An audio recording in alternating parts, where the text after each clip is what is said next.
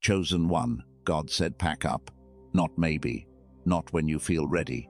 Not after you sort out your affairs and get everyone's approval and find the perfect moment for the disruption. God said, pack up.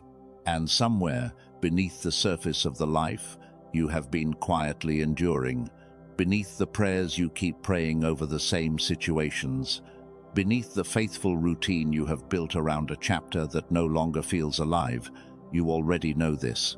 You have been feeling something you cannot fully name, a kind of restlessness that sleep does not fix, a sense that you are going through the motions of a life that has already ended in some invisible realm, even though the days keep arriving in their ordinary order. You keep showing up to the same places, sitting across from the same faces, reaching for the same doors, and something in you knows. The fruit is not coming from this ground. Not because you failed, not because you prayed wrong, not because you were not enough, but because the ground itself has changed seasons. And God does not keep his promise in a field that is finished. He moves it. He has always moved it. And right now, in this message, I believe he is moving it for you. Stay with me. Every word of what comes next was placed here for this exact moment in your life. Before we go any further, I need to ask something of you. Not a big thing, just one thing. Whatever you were carrying into this moment, whatever has been filling your mind since you woke up this morning, set it down for a little while, not forever, just for the length of this message. Because what is being said here was not designed to be received in the background. This is not content. This is a conversation. And the person I am talking to right now is you, specifically you, the one who found their way here today, through a sequence of events they probably did not plan. I want to be honest with you about something before I say anything else. I do not know your name. I do not know the specific details of your situation. I do not know what city you are in, or what your morning looked like, or what particular weight has been pressing against your chest lately. But I do know this: you are not here by accident. You did not land on this message through some random sequence of decisions. There are things at work behind what you can see, things that have been working on your behalf in the unseen space of your life. And one of those things placed this word in front of you at this precise moment, not because you are everyone, but because you are specifically you, the one who needed to hear exactly this. So I want to speak to you as that specific person, not as a crowd, not as a general audience who might find something useful somewhere in here, as you. And what I want to say is this. I hear the Spirit saying something over your life today, and I want to frame it the way it is being given to me, not as my own conclusion, not as my personal observation, but as a word being placed on my heart for you. And it sounds like this: my child, the reason I am moving you is not because I am done with you. It is because I am not. Sit with that for a moment, because I think some of you have been carrying a secret fear. A fear that the clearing in your life, the things falling away, the ground going quiet, the doors that have stayed shut, that all of it means something is wrong with you, that God has looked away, that the season of favor has passed and you somehow missed the window. That is not what is happening. What is happening is the opposite. And this entire message is built to show you exactly what I mean by that. Let me start with something you have probably been experiencing but have not had language for. There are signs, specific, real, recognizable signs that show up in the life of a chosen one who is being moved from one chapter to the next. And I want to name them for you, not because naming them will make them go away, but because naming them might finally give you permission to stop fighting them. The first sign is the restlessness that lives underneath everything. It is not anxiety in the clinical sense, though it can feel like it. It is not depression, though it carries a weight that depression also carries. It is something more specific than either of those. It is the experience of lying in your bed at night with nothing wrong in the immediate, measurable sense, no emergency, no crisis, nothing actively on fire, and yet feeling completely unable to settle. Like something in you is still scanning, still reaching, still listening for something that has not arrived yet. You try to rest, and you cannot fully. You try to enjoy the things that used to bring you enjoyment, and they do not land the same way. You have moments of laughter and genuine connection, and then you return to this underlying hum, this low-frequency awareness that something is unfinished, something is coming, something is waiting on the other side of a decision you have not yet made. That is not a malfunction, that is a signal. Your spirit is not broken. It is responding to a movement in the invisible realm that your natural senses cannot yet detect. It is like the way certain animals go still before a storm arrives. They are not panicking. They are receiving information. They are responding to something real. The restlessness is real information. And the information it is carrying is this: you were not designed to stay here.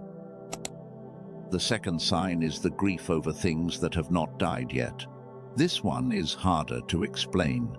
It is a quiet sadness, not over something you have already lost, but over something that is still technically present in your life and yet feels like it is already gone.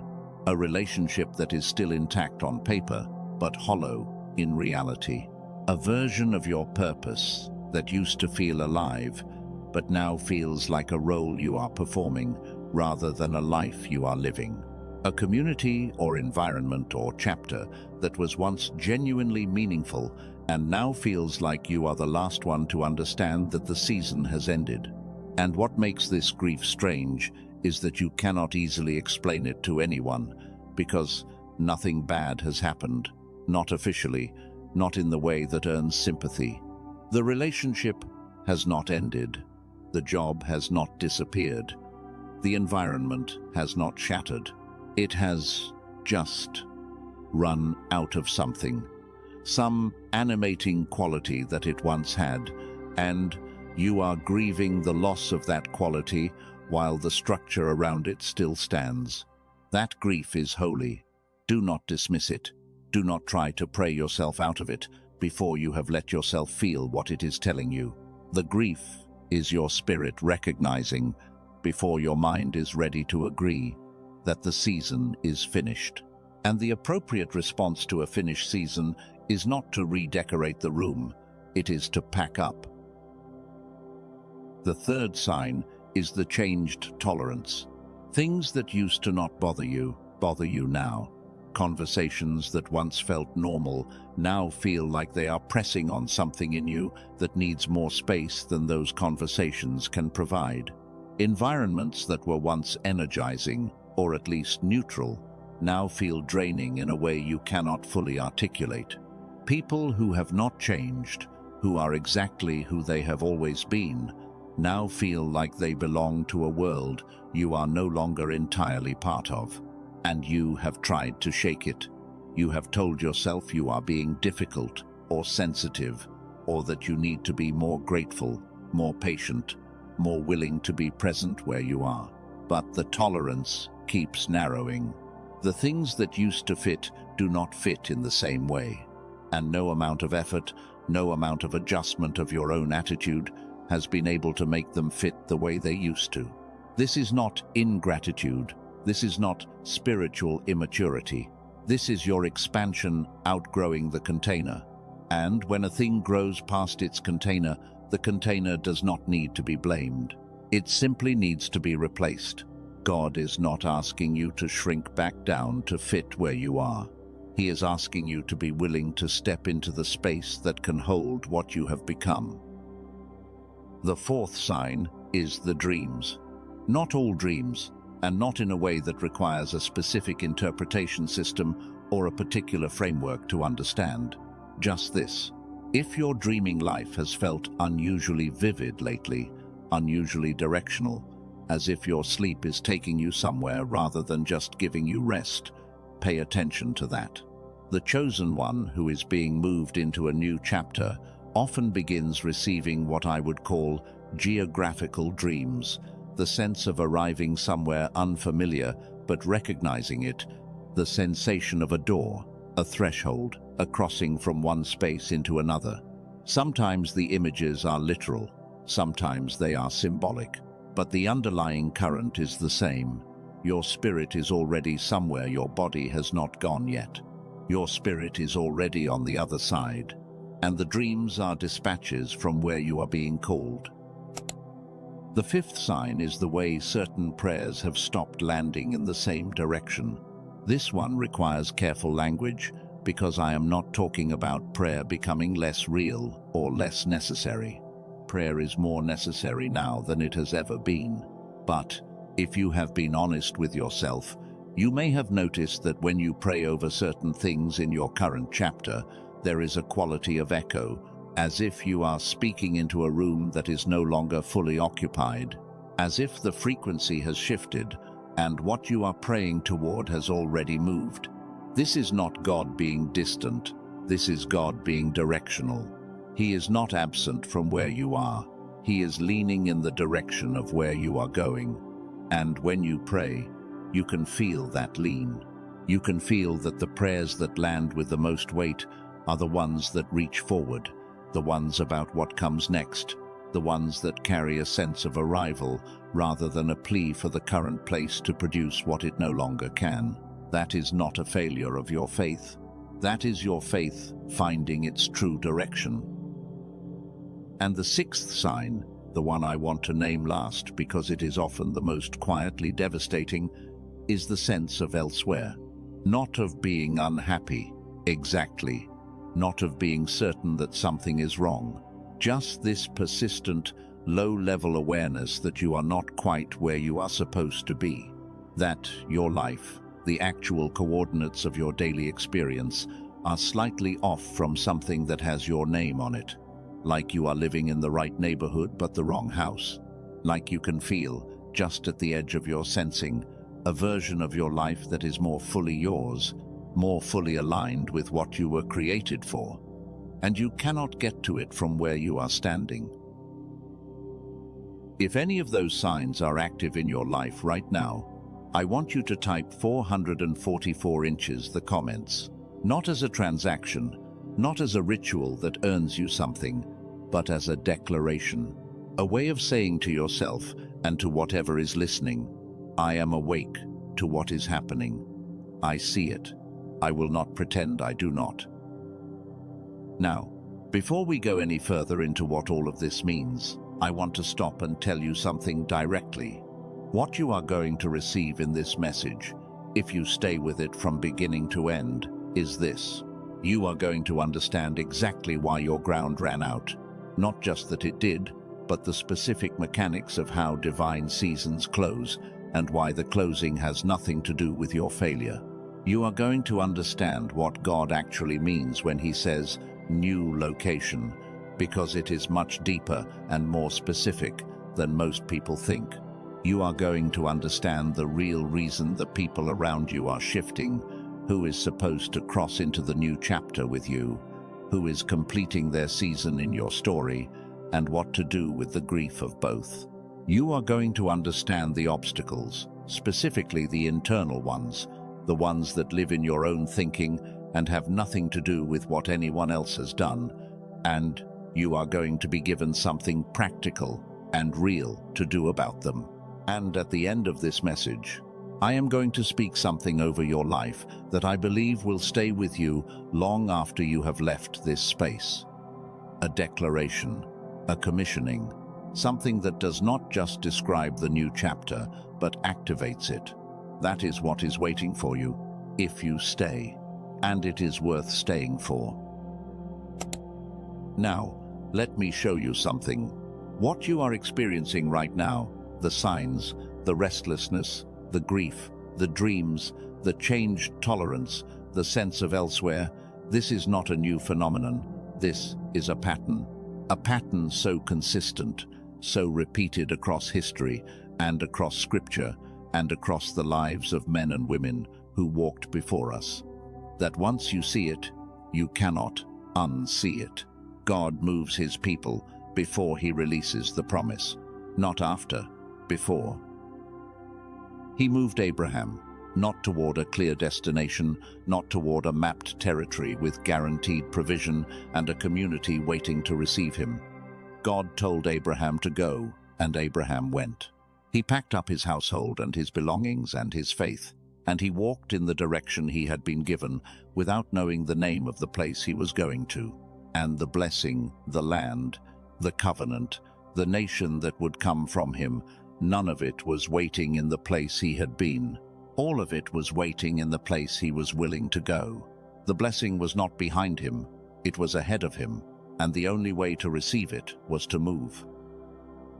He moved Ruth. And this one I want to spend a moment with, because I think it is the story that speaks most directly to where you are right now. After everything was gone, the husband, the familiar country, the future she had built her identity around, Ruth stood at a crossroads. She could go back. Her mother-in-law told her to go back. Go back to the familiar. Go back to the grief-worn but known. The people who spoke her language, the culture that understood her history, the comfort of the recognizable. Go back. And Ruth said no. Not in a dramatic way. Not in a way that dismissed the love behind the suggestion. She said no, with a kind of quiet, settled certainty that is recognizable to anyone who has felt the same thing in their own chest. She said, "Where you go, I will go. Your people will be my people. Your God will be my God." She did not have a map. She did not have a guarantee. She did not have a community waiting on the other side with open arms and a prepared place. She had a direction, and she moved in it. And what came next? The harvest she had never had access to in the life before this. The kinsman redeemer, the belonging, the provision, the elevation she could not have imagined from where she was standing at the crossroads. All of it came after the move. None of it came before. God moved the blessing forward and called her toward it. He did not bring the harvest to the field where she was standing. And he moved Moses. 40 years in the wilderness of Midian, 40 years in a place that looked, from the outside, like obscurity, like nothing, like a man who had once walked in the halls of Pharaoh's house and was now tending sheep in the desert. That looks like loss. That looks like a step down. That looks like a life that went in the wrong direction. But here is what those 40 years actually were. They were the only school in the world that could produce what was about to be needed. Because when God was ready to bring 2 million people through an actual wilderness, he needed a leader who already knew the wilderness. He needed someone who understood the terrain, the rhythms of it, the silence of it, the provision that could be found in it when you knew where to look. The wilderness years were not punishment. They were curriculum, and the curriculum was specific to the assignment. What your wilderness has been building in you is specific to what comes next.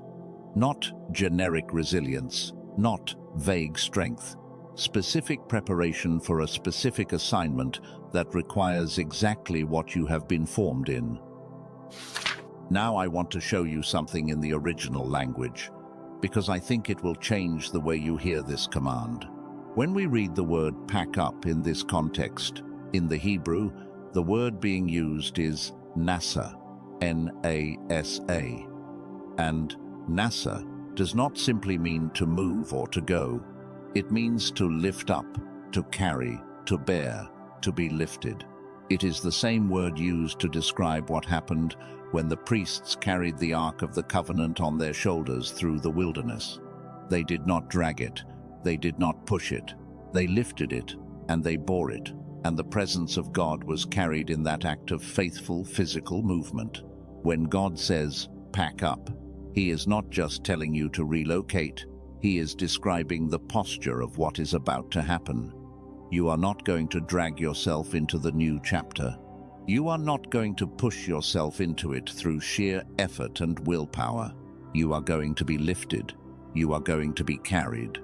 The same word that describes the ark being borne on the shoulders of those who were faithful is the word that describes what God is about to do. With your life, you are not just moving, you are being carried into what comes next. But here is the question I want you to hold as we move forward. And this is the question that most people never ask, which is exactly why most people keep arriving in new external circumstances only to find the same internal experience waiting for them. The question is not just where are you going, the question is, what exactly ran out in the place where you are standing? Because if you do not understand what ran out, you will pack up and carry the dry soil with you. You will carry the same frequency into a new location and wonder why the new location feels strangely familiar. You will surround yourself with new people and discover that the same relational patterns are playing out in different faces. The location changes, the experience stays the same. This is why the next part of this message matters as much as it does. Because understanding what ran out and understanding what new location actually means at every level, not just the surface level, not just the practical external level, but the spiritual level, the relational level, the internal level, is the difference between obeying the command and actually receiving what the command is leading you toward. And right now, I want to show you exactly what that means. The question that kept coming back, the one that stayed underneath everything else, was this. When God says, the ground has run its season, what actually runs out? Because you have probably stood on dry ground before. You have probably walked through seasons that felt empty, felt slow, felt like nothing was moving. And some of those seasons ended, and things shifted, and you came out the other side with more than you went in with. So, how do you know the difference? How do you know when you are in a temporary dry season, the kind where patience and faithfulness are the right response, and when you are standing on ground that has genuinely finished its purpose and is calling you to move? That is the question we are going to answer right now. And the answer is going to give you something more valuable than permission to feel what you have already been feeling. It is going to give you clarity. There is a way to test the soil, and I want to walk you through it, not as a checklist, not as a diagnostic tool that produces an automatic verdict, but as a set of honest questions that, if you hold them carefully, will tell you something true about where you are. The first indicator is the direction of your prayers. Not the content of your prayers, not the words, but the direction. Where do your prayers feel most alive?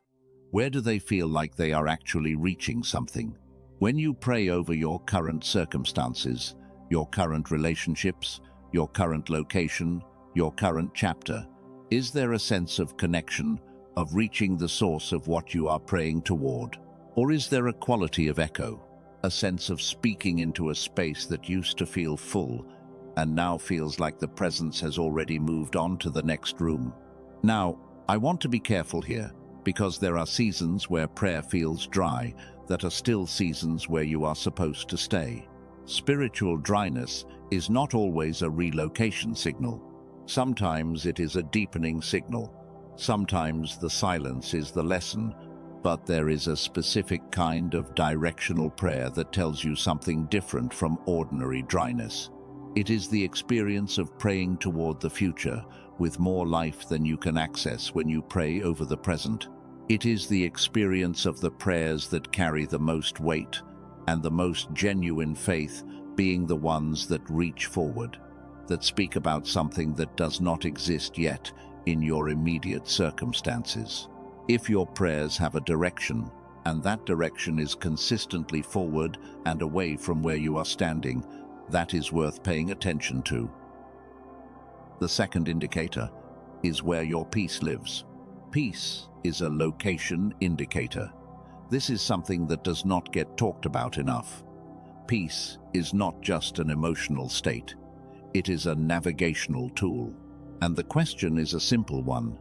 When you are inside your current environment, inside your current relationships, inside the structures of your current chapter, Do you find rest there? Or does your peace live somewhere outside of it? Do you feel most settled when you are actually in your life? Or do you feel most settled when you are imagining something else? A temporary dry season does not necessarily relocate your peace. You can be in a difficult season and still find genuine rest in the people around you, in the assignment you are carrying, in the place where you are planted. But when the ground has run out, the peace migrates. It stops living inside the current chapter and starts living in the direction of the next one. And no matter how hard you try to make yourself feel at home where you are, the home feeling keeps escaping in the direction you have not yet moved. The third indicator is the growth measurement, and this one requires the most honesty. Set aside the question of effort for a moment. Set aside what you have been putting in. Set aside the faithfulness of your planting and the consistency of your watering. Just look at the output. Just look at what has been produced. Not in a spirit of self-condemnation, not as a measure of your worth or your faith or your calling, just as an honest evaluation of the field. Is there growth? Real, tangible, measurable growth in the areas that matter most to your calling, to your relationships, to your sense of purpose and provision? Or has the growth stopped, not slowed, but stopped, despite consistent effort, despite genuine prayer, despite everything that used to produce results still being present? A seed will grow in the right soil. It will not grow in the wrong one, no matter how faithfully it is tended. And when a seed refuses to grow despite faithful tending, the problem is not the seed. The problem is the soil. The fourth indicator is the nature of your remaining relationships. Not the relationships that have already left, not the ones that exited in the clearing, but the ones that are still present. The question is, when you are with the people who remain in your current chapter, do you feel alive? Do you feel known? Do you feel like the truest, most complete version of yourself has room to exist in those relationships? Or do you feel a quiet contraction, a sense of performing a version of yourself that fits the shared history but does not fully represent who you have become? This is not about the love being gone. The love can be genuine and still belong to a chapter that is closing. These people can matter deeply and still be seasonal. The question is not whether you love them, it is whether the relationships in their current form are producing life or maintaining structure. And those are two very different things. And the fifth indicator is the most specific one, and it is also the hardest to admit to yourself. Does the vision you carry, the vision God gave you for your life, still fit in the frame of where you currently are? Not the circumstances, not the specific logistics, not the practical details of how it would be realized, just the vision, the sense of what you were made for. The pull towards something that has been in your chest for years, that has survived every season of doubt and delay and disappointment. Does that vision fit where you are? Can it unfold from this location, with these people, in this chapter? Or has the vision grown past the frame? Because visions grow, they expand, they deepen, and sometimes the place that was once the right home for the beginning of a vision becomes too small for what the vision has become. Not because the place is bad, not because anything went wrong, but because the vision outgrew the container. When that happens, staying in the container is not faithfulness. It is the thing that prevents the vision from being what it was always meant to become. Run that test, not quickly, not defensively. Run it honestly, with the courage to receive whatever it reveals, even if what it reveals asks something of you that you have been trying to avoid admitting. Because the truth that runs underneath all 5 of those indicators is the same truth. Dry ground is not punishment, it is information. And the information it carries is this: the field has been harvested. The season is complete, and The blessing has been moved forward. The question that remains, and the one that is going to occupy us for the rest of this message, is not whether the command has been issued. It has. The question is what exactly you are being commanded into, because new location is not just a change of address. Let me show you what I mean by that, because this is the part where most people stop too early. They hear new location and they begin thinking about practical geography. They think about the city they have been considering, or the house they have been praying about, or the country that keeps coming up in their spirit. And sometimes those things are exactly what God is talking about. Sometimes the new location is literal, physical, geographical, a place you have to plant your feet. But new location operates on 5 levels. And most of the transformation that is available to you in this command lives at the levels that are not immediately visible. The first level is geographical. And yes, sometimes God means this literally. Sometimes the assignment is tied to a specific physical place, a city, a community, a region, and the move has to be literal. If that is true for you, you probably already know it. It has been in your prayers, in your dreams, in the persistent pull toward a specific direction, and if that is true, then the practical geographic move is part of what we are preparing for in this message. But the second level is relational, and this is where most of the immediate work happens. Your relational environment is a location. The people you spend your time with, the conversations you inhabit, the voices you allow into the space of your life, these form a location just as real as any physical address. And sometimes the new location that God is calling you into is primarily a relational one. A new circle, new voices, new people whose presence creates a different kind of environment than the one you have been living in. People who know how to speak the language of who you are becoming, not just who you have been. The third level is mental and emotional, and this one is internal. The beliefs you have been inhabiting are a location. The narratives you have built around your identity, around what is possible for you, around what you deserve and what you are capable of, and what God thinks of you, these narratives form a kind of interior address. And some of those interior addresses need to be vacated before the external move can carry its full weight. You can move your body to a new city and bring the old mental location with you. You can surround yourself with new people and still speak to them from the old narrative. The external move without the internal one produces a different kind of stagnation, still stuck, but in a new setting. The fourth level is spiritual. The frequency you are operating from, the spiritual environment of your interior life, the place in the unseen realm where your awareness lives. This is a location, and the invitation of the new chapter is to a higher frequency, a deeper access, a more honest and unencumbered connection to the source. Some of what has been weighing you down in the current chapter, the grief, the performance, the striving, the survival mode, all of it has been a kind of spiritual weight that kept the frequency low.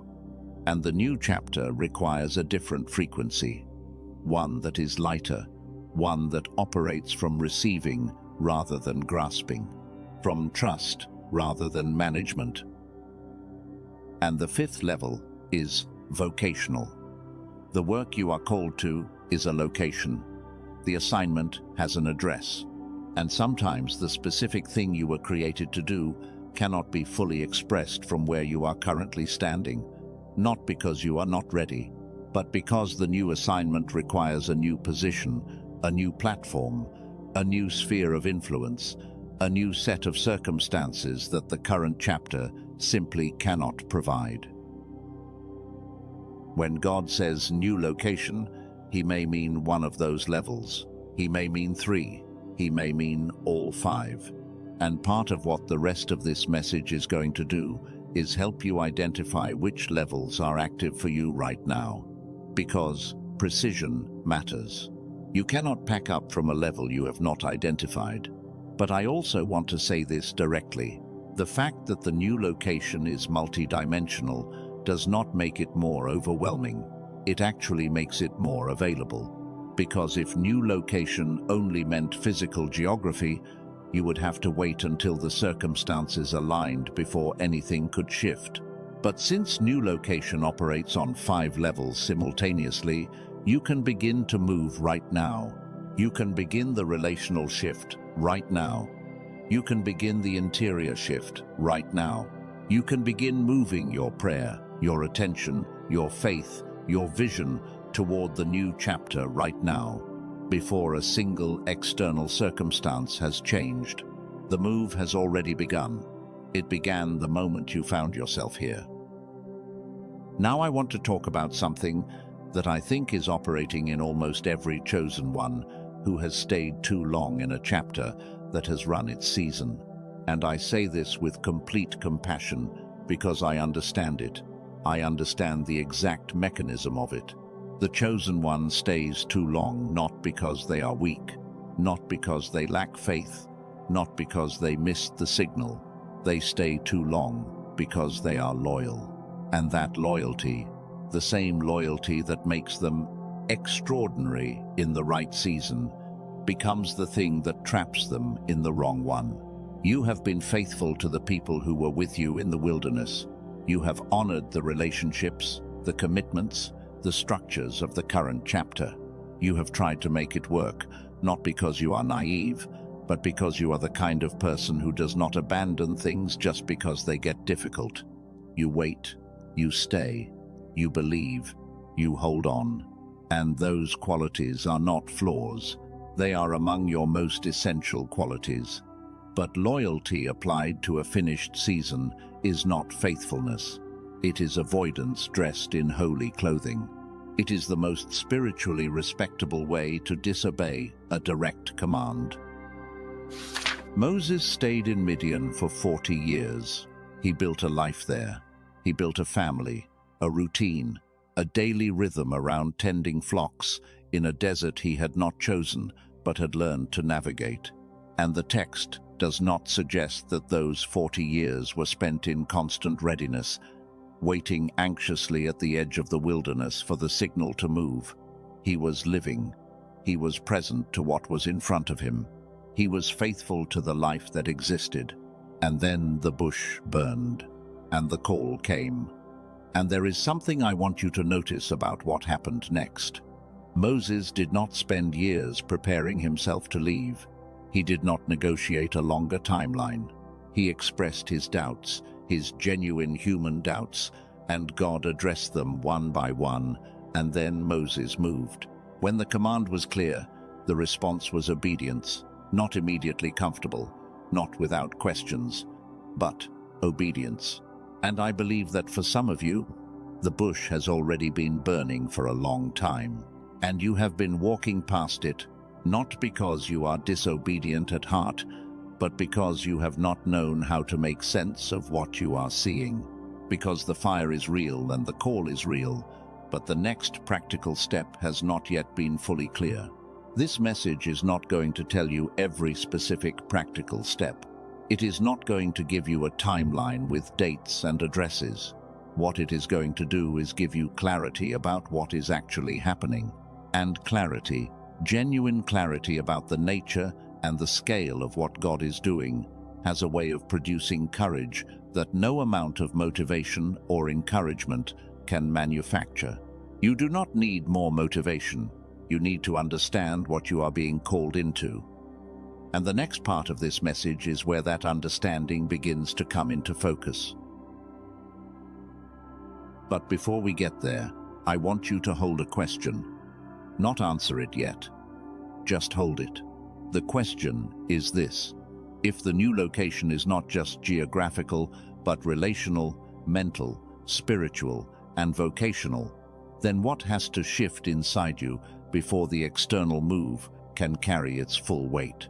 Because there is something happening in the chosen one who is being moved, not just around them, but inside them. A shift in frequency, a shift in identity, a shift in the very way they receive and transmit and exist in the world.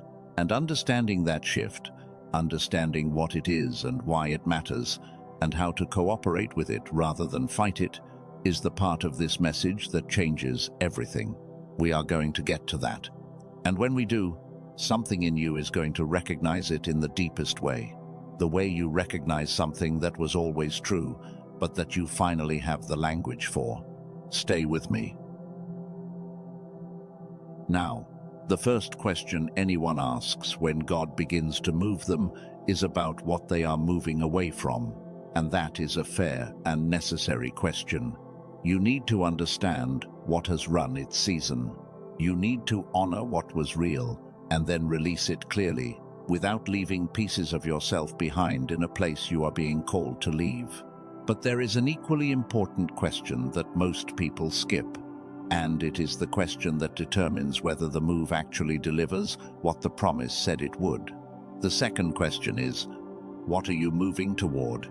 Not in the abstract, not in the general sense of better things and new beginnings, but specifically, what does the new location look like?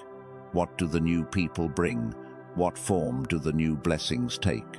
And most importantly, who do you become in the new chapter? Because the new life is not just a new set of circumstances surrounding the same person. It is a different version of you, a more fully expressed version, a version that has been formed in the wilderness and is now stepping into the environment that was built for what the wilderness produced. And to understand who that person is, we have to understand what has been running out of you alongside the ground. Let me tell you what I mean. When the ground goes dry, it is not just the external provision that decreases. It is not just the relationships that thin out. There is something else that happens, something internal, something that affects the way you think and the way you perceive and the way you engage with the world around you. There is a quality of aliveness, of sharpness, of creative and spiritual and relational intelligence that begins to dim when you stay too long in the wrong environment. It is gradual enough that you do not notice the exact moment it begins. You only notice it when you look back and realize that you used to learn things faster, see things more clearly, connect with people more easily, feel the presence of God more immediately. And somewhere in the long stay in the wrong chapter, some of that sharpness went quiet, not gone, but quiet. And in the next part of this message, I am going to tell you something specific about that sharpness, about why the chosen one loses it in the wrong environment and what the new chapter does to restore it. There is a dimension of this that I have not yet addressed, a dimension that bridges the spiritual and the scientific in a way that I believe will reframe everything you understand about why the new location matters so urgently. But that comes next. Right now, let me tell you what I know about the people who are supposed to cross into the new chapter with you. Because the command says, new people. And those two words carry a weight that deserves its own conversation. There is a specific experience that the chosen one goes through as they approach the transition between chapters. The social world around them begins to thin. People who were once constant presences begin to appear less frequently, to feel more distant, to gradually occupy a smaller and smaller portion of the daily landscape. And this thinning is felt not as relief, at least not primarily, but as loss, even when the relationships that are thinning were not particularly healthy, even when, on some level, you knew they did not belong to the version of you that was emerging. The loss is still real. The grief is still real. And the worst part, the part that the chosen one often suffers alone because they cannot fully explain it to anyone, is the isolation that sits in the space between what is leaving and what has not yet arrived. You have not yet met the new people, the covenant connections, the ones who will understand the language of who you are becoming, who will recognize you without explanation, who were built for the version of you that came through the fire. They are not here yet. They belong to the chapter you have not yet entered. And in the gap between what left and what is coming, there is a loneliness that is unlike any other kind of loneliness, because it is the loneliness of someone who is between worlds, not fully in the old world, not yet in the new one, standing in the threshold, which is the loneliest place available. If that is where you are right now, I want you to hear this directly. The threshold is not a punishment. It is not evidence that you made a mistake, or that God has forgotten about you, or that the promise was not real. The threshold is a specific spiritual location, and it has a name. It is called preparation, not passive waiting, not suspended animation, but active, invisible, essential preparation for the environment you are stepping into. Because the new chapter, with its new people and its new connections and its new conversations, requires a version of you that has been refined in the threshold. It requires someone who has been honest about the grief, someone who has been stripped of the performances and the armor and the versions of themselves that were constructed for survival in the old chapter, someone who arrives without pretense, without the old social masks, without the personas that the wrong environments required. The threshold strips all of that, and what remains when the stripping is complete is the truest, most essential version of who you are. And it is that version, that stripped-down, tested, genuinely real version, that the new people are waiting to receive. There are three kinds of people in the landscape of the chosen one who is moving between chapters. The first kind is the seasonal connection. These are people who were exactly right for the chapter that is closing. They belonged to it. Their presence was genuine. The love was real. The shared history was meaningful. They carried something you needed in a season you could not have survived without them. And now the season has ended, and they are completing their purpose in your story. Not because they failed you or you failed them, but because the purpose was seasonal by design. Every relationship does not have to be permanent to be real. Every connection does not have to last forever to have mattered profoundly. Releasing a seasonal connection is not ingratitude. It is honoring the truth of what the connection was. The second kind is the covenant connection. These are the people who are crossing with you. Fewer than you think, more than you fear. They are recognizable not because they are perfect or because they have never disappointed you, but because when everything in the social landscape has been shaking and shifting and departing, they have stayed. Not because they understand every decision you have made, not because they agree with every step, but because the covenant between you is deeper than the current circumstances. They belong to the new chapter too. They are part of what God is carrying forward. And the in-between time, as lonely as it has been, has actually been clarifying who those people are. The shaking reveals what is rooted, and the people who are still present after the shaking are, in most cases, the people who were always meant to be there. The third kind is the people you have not yet met. They exist. I want to say that simply and clearly because I think it needs to be said. They are real. They are already living somewhere on the other side of the decision you have not yet fully made. And they were not built for the person you were in the previous chapter. They do not know that version of you. They will only ever know the version that came through the fire, the version that the threshold has been forming, the version that is stepping into the new location without the old armor. And what they bring is something the old chapter could not provide: recognition without explanation. You will not have to introduce yourself in the way you have always had to introduce yourself, performing your history, defending your choices, earning the right to be received. They will see you, simply, the way you have been waiting to be seen for a long time. That is what new people means. and it is worth every moment of the loneliness in the threshold. But I need to address something directly before we go any further.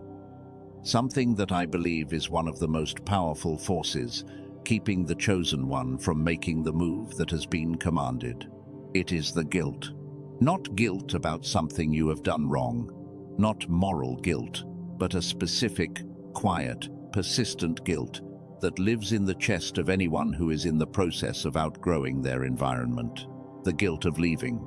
The guilt of becoming someone that certain people cannot follow.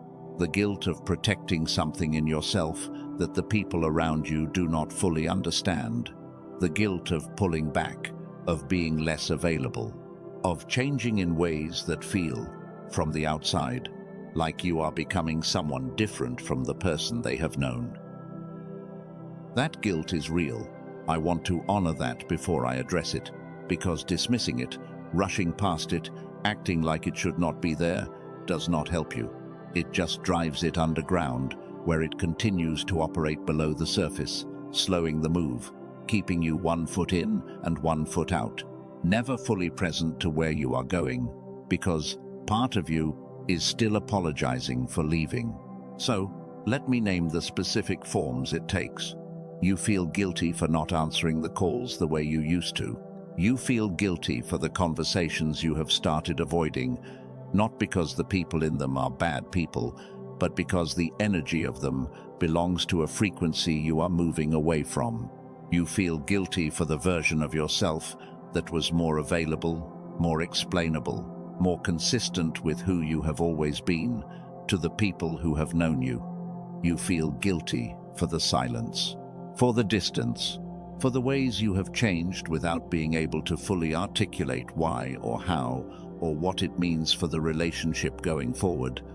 You feel guilty for becoming someone whose next chapter some of the people you love simply cannot follow.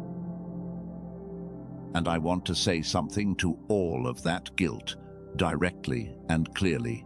You are allowed to outgrow people. You are allowed to outgrow places. You are allowed to outgrow versions of yourself that were built for seasons that have ended. You are allowed to change without providing a press release.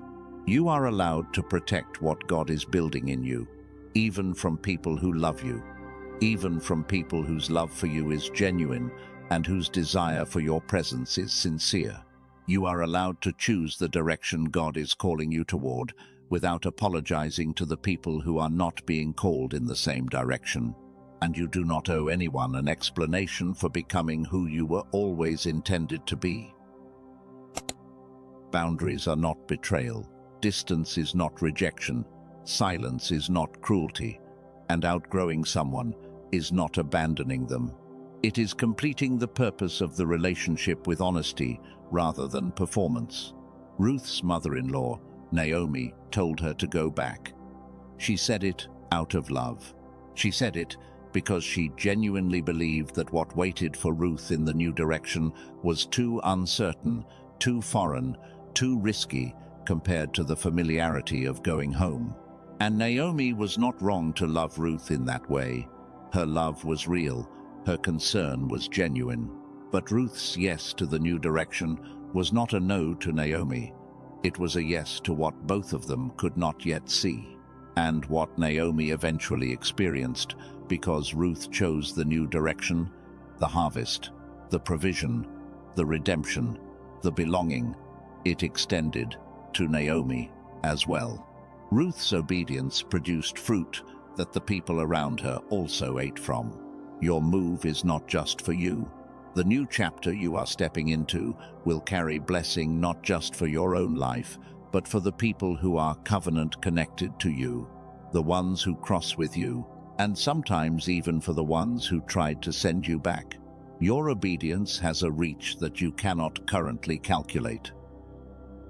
Now, I want to stop and address something that I think is the deepest and most persistent obstacle, not the guilt, which we have just addressed, not the loneliness of the threshold, but something that lives underneath both of those things, something that is harder to name and harder to release. And it is this. Some of you, in the very quiet interior place that you do not show to many people, are not actually afraid that the move will fail. You are afraid that it will succeed. I want to hold that sentence in the air for a moment, because I think it is more common than it gets acknowledged, and I think it is one of the most spiritually and psychologically honest things I can say in this message.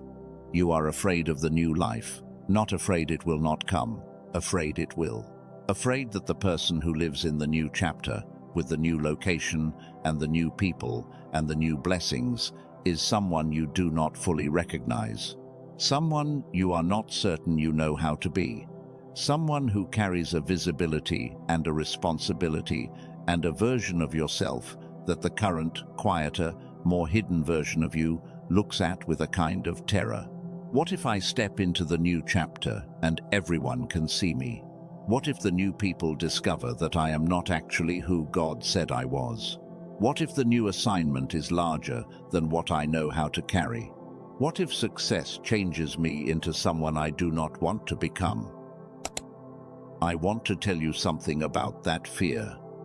Something that might surprise you. That fear is not a sign of weakness. It is a sign of wisdom. Think about that carefully. The people who arrived at elevation and destroyed what they were given, the ones who received platform before character, who received provision before the capacity to steward it, who received visibility before the internal formation that visibility requires, many of them had no fear. They walked into the new chapter with absolute confidence and zero reverence. And the absence of fear, in those cases, was not a sign of readiness. It was a sign of incompleteness. Your fear, the specific fear you feel when you imagine actually living in the new chapter, that fear means you understand the weight of what is being entrusted. It means you are not taking the command lightly. It means something in you is awake to the gravity of what God is preparing. And that awareness, that reverence, that healthy trembling at the threshold is not disqualification. It is evidence of qualification. The one who trembles at the threshold is more ready than the one who strides through without reverence. You are more ready than you think. I want to give you something practical now, not a concept, a framework, something you can actually use to navigate the in-between, to understand what needs to happen in the threshold before the external move is complete. I call it the packing protocol, and I am going to come back to it in detail later in this message. But I want to introduce the first and most important principle of it right now, because it changes the way you approach everything that comes next. The wrong first question when you are being moved is, what do I leave behind? The right first question is, what am I carrying that was never mine to carry? Because the leaving is not primarily about the external things, the relationships, the location, the structures of the current chapter. It is primarily about the interior things, the stories you have been telling yourself about who you are and what you are worth and what is possible for you and what God actually thinks of you. Some of those stories were given to you by the wrong chapter. Some of them were built in survival mode. Some of them were constructed to fit a container that was always temporary. And they are not you. They never were. They were the clothes of the wrong season. And the packing protocol begins with setting those things down before you pick up anything else. But there is also something else happening that we have not addressed yet. Something that I believe is the deepest layer of what this command is actually about.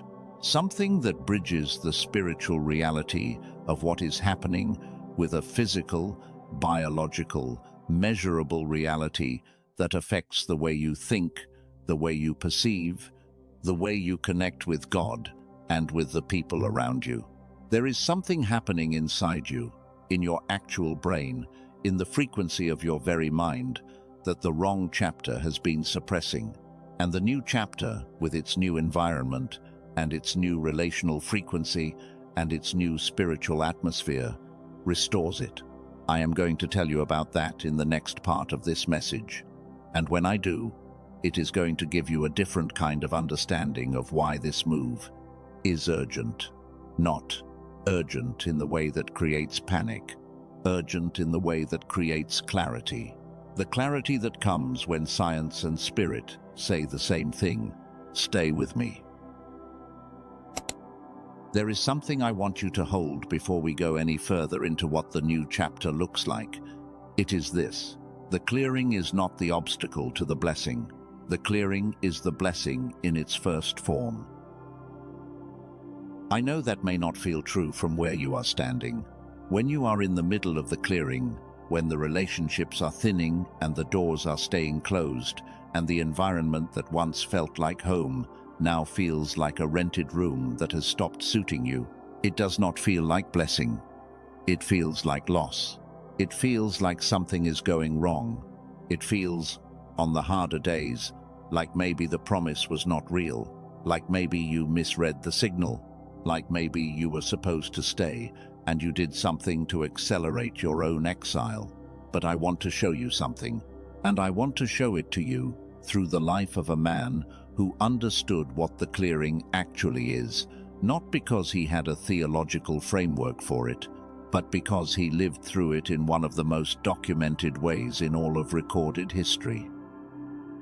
Joseph was not cleared once, he was cleared twice.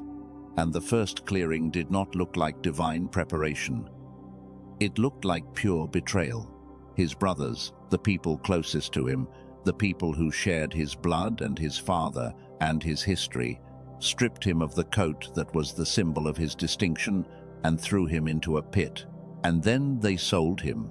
They exchanged him for a price and watched him walk away in chains, and went home and told his father he was dead. That is not a metaphor. That happened. And the question I want you to sit with for a moment is this: where was God in that moment? Not theologically, not abstractly. In that pit, in those chains, in that specific horror, where was God? He was there, completely there, not absent, not asleep, not confused about what his servant was experiencing. He was there, fully present, and he was not stopping it. Not because he was indifferent to the pain, but because the pit was necessary. Not morally necessary, not divinely endorsed, but necessary in the architecture of what was being built. Because when God needed someone to stand before Pharaoh and interpret dreams that would determine the survival of a civilization, he could not use a man who had never been in a place where only God could help him. He could not use a man whose confidence in his own gifts had never been tested in a situation where the gifts were worthless, and the only thing that remained was a raw, undecorated trust. The pit produced something in Joseph that the palace of his father's house never could have produced, and what it produced was the exact thing that made him useful when the time came.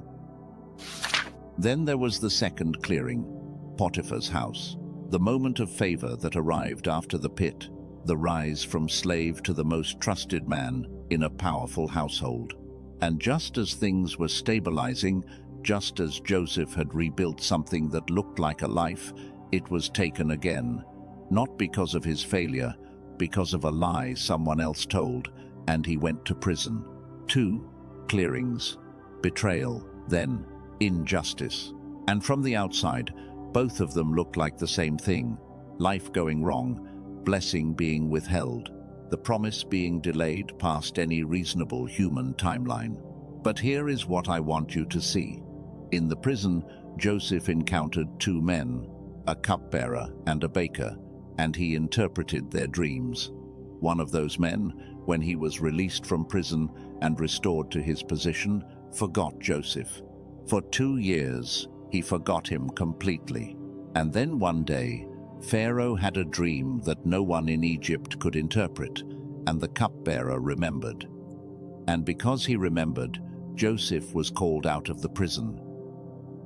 Do you see what happened? The prison was not a detour from the palace. The prison was the only path to the palace. Not because suffering is good, not because God wanted Joseph to suffer, But because the exact skill Joseph would need in the exact moment the door opened, the ability to interpret what others could not understand was developed in the prison.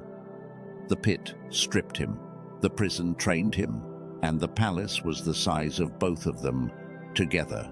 What I am trying to tell you is this: the depth of your clearing is not random, it is proportional. It is proportional to the height of what is coming. And God does not over-prepare for small assignments. He does not take someone through a long, deep, multi-layered clearing and then open a small door. The door that opens on the other side of this clearing has the dimensions of everything you have been through. Do not let the length of the clearing convince you that the ceiling will be low. Now I want to show you something in the original language, because I think there is a word that changes the way you receive the clearing. The prophet Joel wrote something that has been quoted many times but rarely opened at the level. I want to open it with you right now. He wrote that God would restore the years that the locusts had eaten. And most people read that and think restoration means getting back to where they were before the loss, getting back what was taken, a return to the previous state.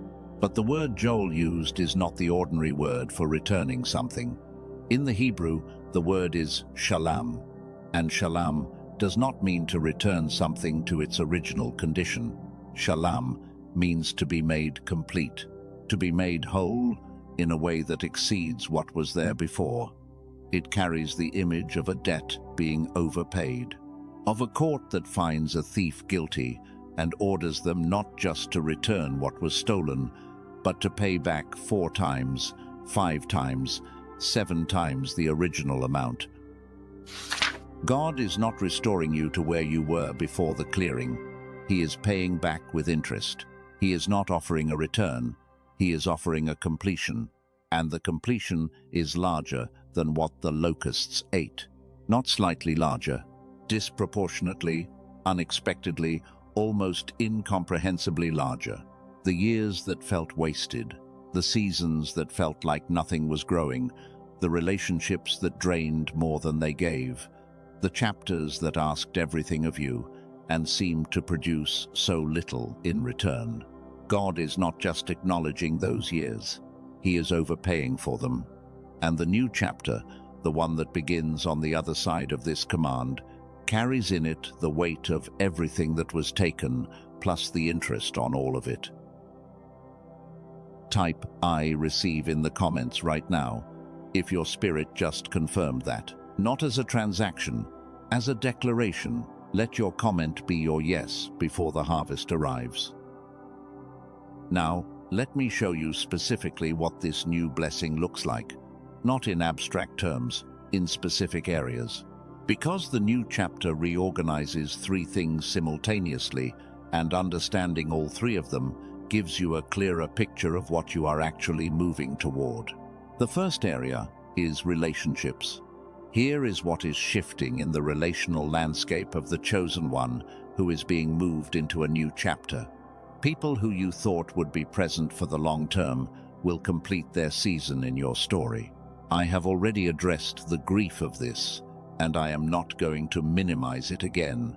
But what I want to tell you now is what arrives after the clearing of the relational landscape. People will begin appearing in your life who speak a language you have been speaking internally for years, but have not been able to speak out loud because no one around you understood it. People who see the version of you that came through the fire and recognize it without needing an introduction. People who carry doors, who know things you need to know, who are connected to the places and the opportunities and the conversations that belong to the new chapter. And they will not arrive because you went looking for them. They will arrive because you moved in the direction of the new chapter, and they were already there, waiting for someone with exactly your frequency to show up. What you will feel during this transition, and I want to be honest with you about this, is a disorienting mix of grief and wonder. The grief of the departures will not have fully resolved before the wonder of the new arrivals begins. And for a period, you will be carrying both at the same time. The pain of what has ended and the quiet, growing astonishment of what is coming. Let both be real. Do not rush past the grief to perform gratitude, and do not let the grief convince you to stop looking up at the arrivals. What not to do in this transition. Do not try to hold the people who are completing their season, not because you do not love them, but because trying to hold what has already been sealed shut is one of the most exhausting things a human being can do. And you will need your energy for what is arriving. Release them with love, with gratitude, without explanation that they are not yet positioned to receive. And trust that just when the relational landscape feels the most sparse, the next wave of people is already in motion toward you. The second area is purpose. The new chapter has a specific assignment attached to it, not a vague sense of calling that you have been trying to translate into practical action for years. A specific thing, a clear thing, an assignment that has a shape and a direction, and that you will recognize because it fits the exact combination of what the wilderness built in you and what you were carrying before the wilderness began. And here is something I want to say directly.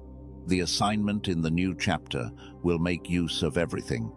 Everything you think was wasted. Everything you think went sideways. Every skill you developed in a season that seemed unrelated to your calling.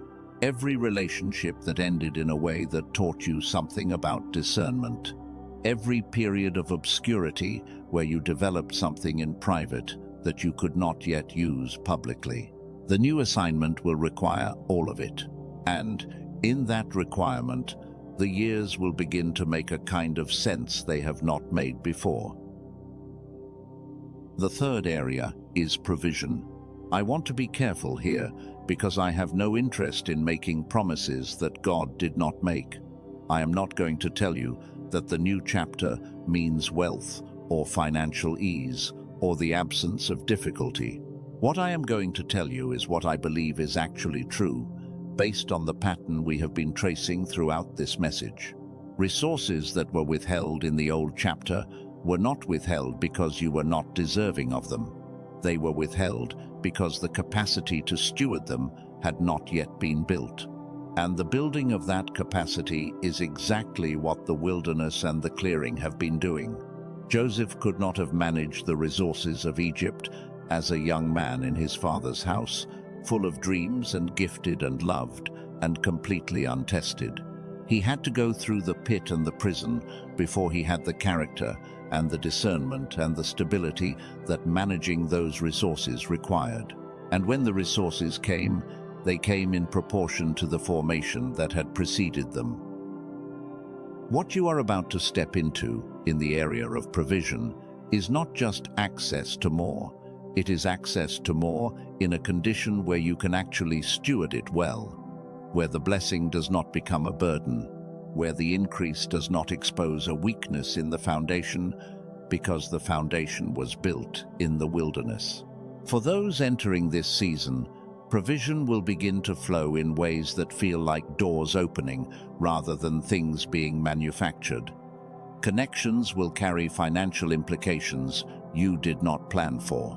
Opportunities will arrive through channels you did not approach, not because you earned them through the right formula, but because you are now in a position, relational, spiritual, and internal, where the provision can find you. Now let me show you the metaphor that I think captures all three of those areas better than any direct description can. A seed does not know what it is becoming. I want you to think about that, not as a cliché, as a literal biological reality. The seed that is placed in the ground has no awareness of what it is designed to produce. It cannot see the tree. It cannot feel the fruit.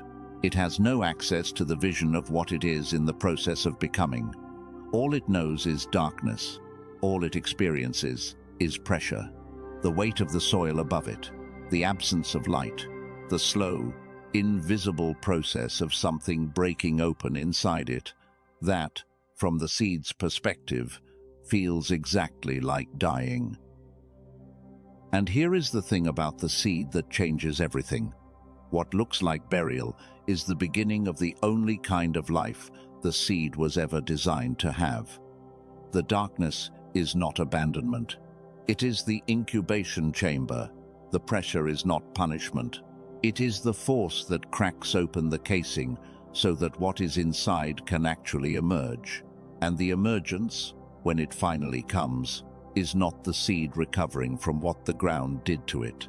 It is the seed becoming what it was always designed to be, because of what the ground did to it.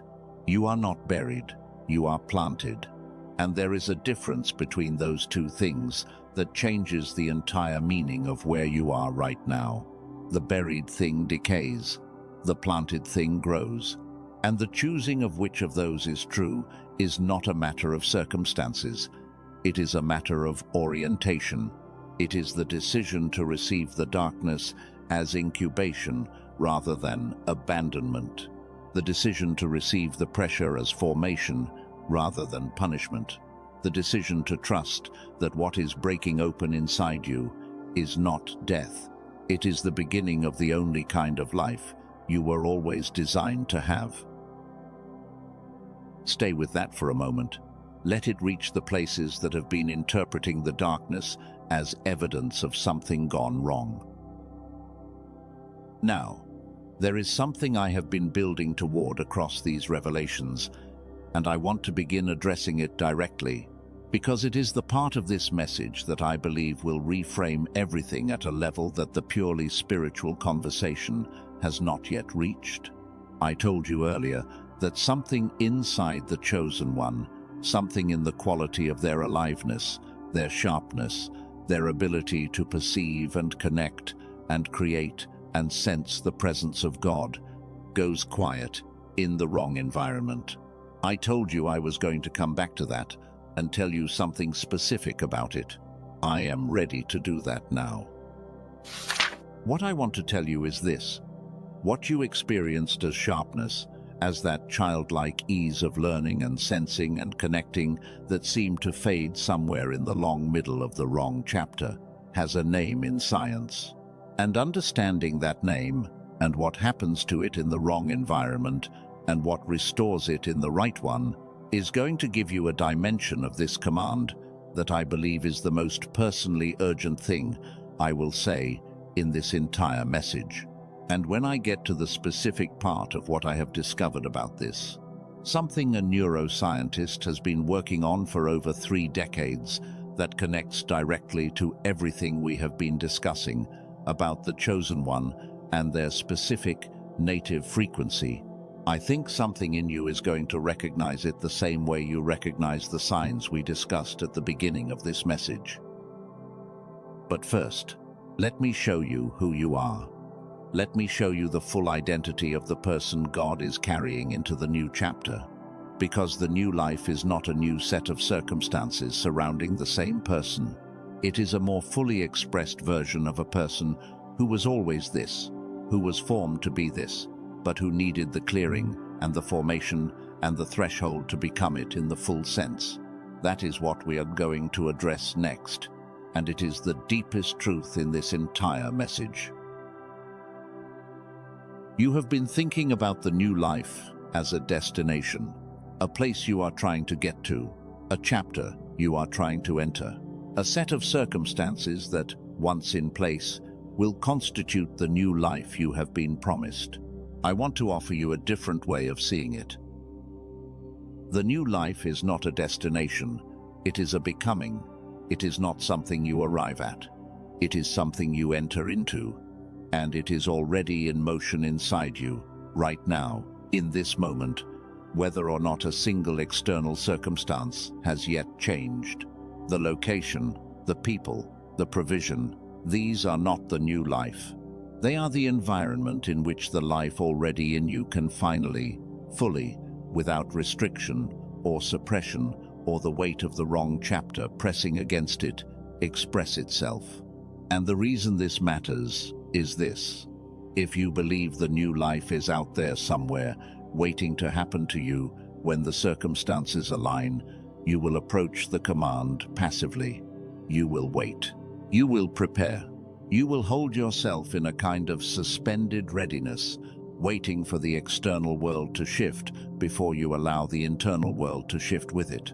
But if you understand that the new life is already becoming inside you, that the frequency is already changing, that the person you are moving toward the new chapter as is already different from the person who entered the current chapter, then you understand that the move is not the beginning of the new life. The move is the confirmation of a new life that has already begun.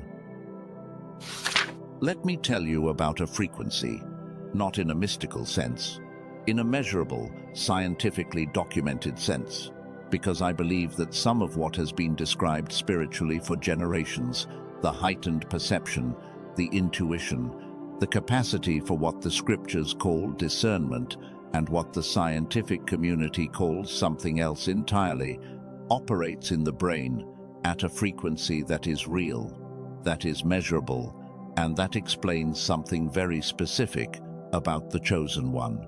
When you were a child, before the systems and the pressures and the long stay in the wrong environments accumulated their weight, you had a quality of mind that felt almost effortless.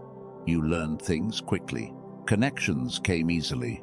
You sensed things before they were confirmed.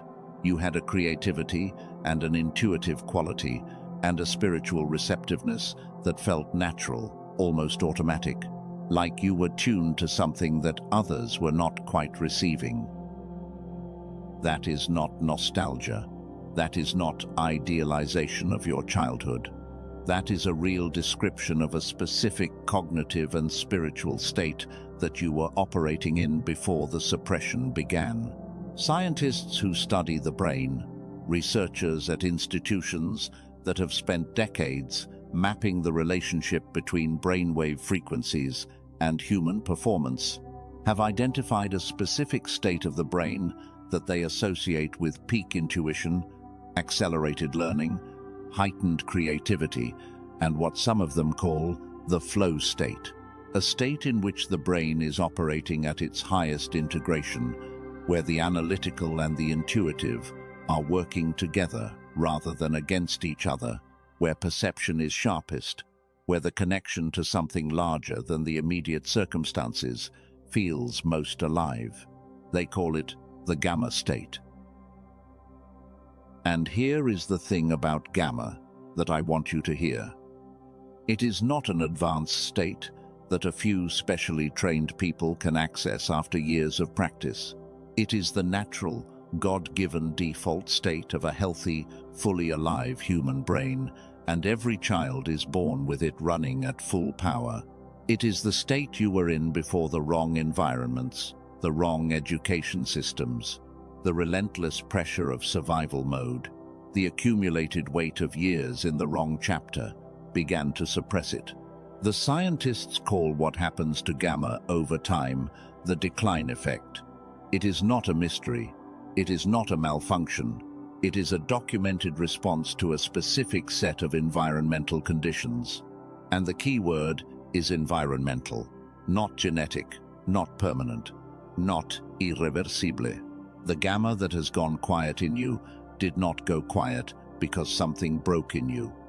It went quiet because the environment it requires could not be sustained in the chapter you have been in.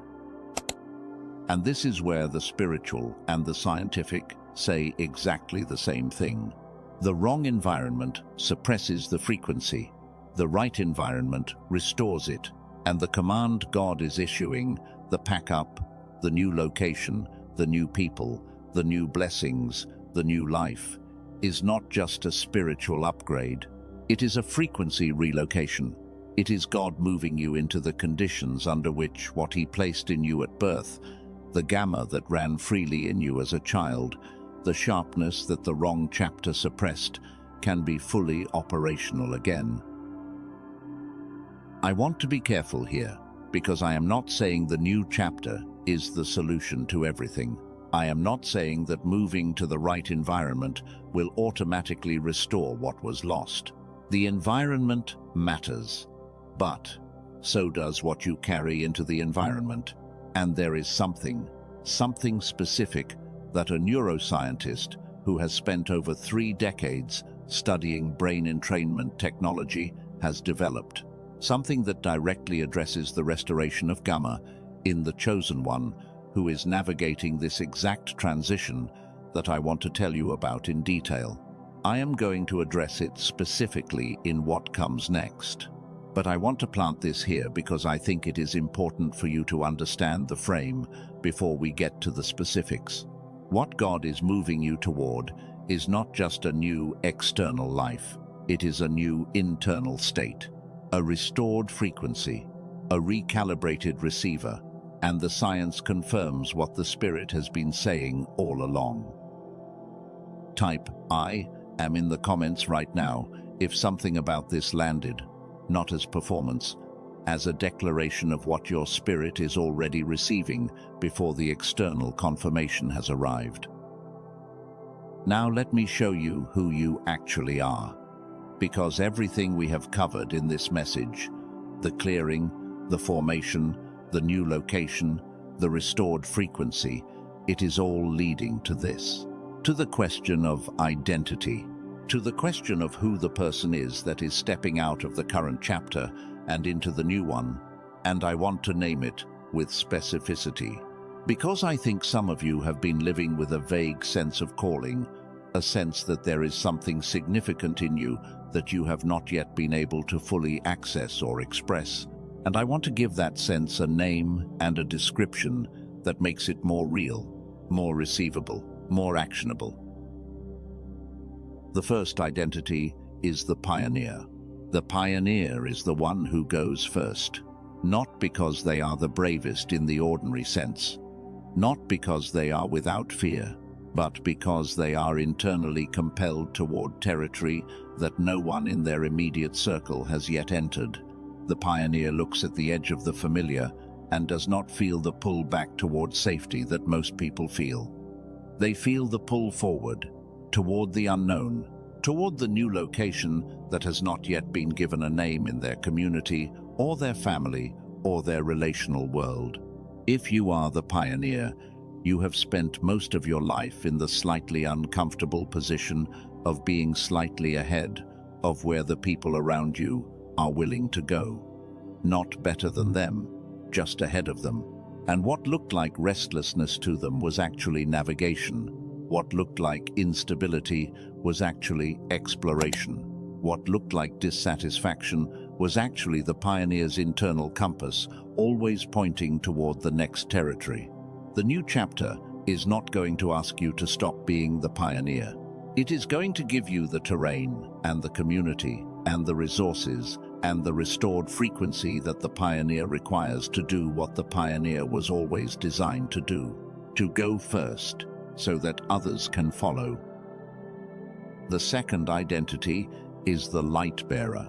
The light bearer is the one whose presence changes the atmosphere of a room, not through performance, not through effort, through something that lives in them at a frequency level, something that the people around them feel before any word has been spoken. The light bearer walks into a space of confusion or darkness or collective discouragement, and the atmosphere shifts, not because they tried to shift it, because they exist in the room. And here is what the light bearer has usually experienced in the wrong chapter. They have been dimming, consciously or unconsciously. They have been turning down the frequency of who they are to fit the tolerance of environments that were not built for what they carry. They have been making themselves smaller, quieter, less, because the full expression of what they carry was too much for the spaces they were in. The new location is built for the full expression. The new people can receive what you have been dimming, and the new assignment requires the undiminished version of what you carry. You do not have to be careful with it anymore in the same way. The new chapter is the first place where you can be fully lit without it being too much. The third identity is the bridge. The bridge is the one who exists between worlds, between the spiritual and the practical, between the broken and the restored, between the people who carry one kind of language and the people who carry another. The bridge has always been able to move between contexts that other people find incompatible, to speak the language of faith in spaces that do not use that language, to translate what is happening in the invisible realm into terms that people in the visible realm can receive, to stand between the old and the new and make a way across for the people who could not make the crossing alone. The bridge has usually felt, in the wrong chapter, like they do not fully belong anywhere. Too spiritual for the secular spaces, too practical for the religious spaces, too questioning for the certain and too certain for the questioning. And that experience of not fully belonging has been painful in ways that are hard to explain. But the bridge does not belong fully to either side. That is not a flaw in the design. That is the design. The bridge is built to connect, not to belong to one shore. And the new chapter is one where the bridge will finally understand that their not belonging was always the mechanism of their purpose. The fourth identity is the cycle breaker. The cycle breaker is the one in whom a pattern that has existed in their lineage, in their relational history, in the generational rhythms of their family or their community, comes to its end. Not because the cycle breaker is more powerful than the cycle, but because they are willing to do the specific work of naming the cycle, sitting in the discomfort of breaking it, and absorbing the cost of the break without passing it forward. And the cost is real. The cycle breaker often stands alone in the middle of the break. The people who belong to the cycle, the ones who have been shaped by it and who have in some ways depended on its continuation, will not always celebrate the breaking. They may resist it. They may misinterpret it. They may call the cycle breaker selfish or disloyal or proud or difficult. But what ends in you does not continue into what comes after you. The children who come from your new chapter will not inherit what you broke in yours. The relationships that form around you in the new location will not reproduce the patterns that the old chapter sustained. And the cumulative effect of that, across time, across lives, across the people who are downstream from your obedience, is one of the most significant things a human being can do. The fifth identity is the builder.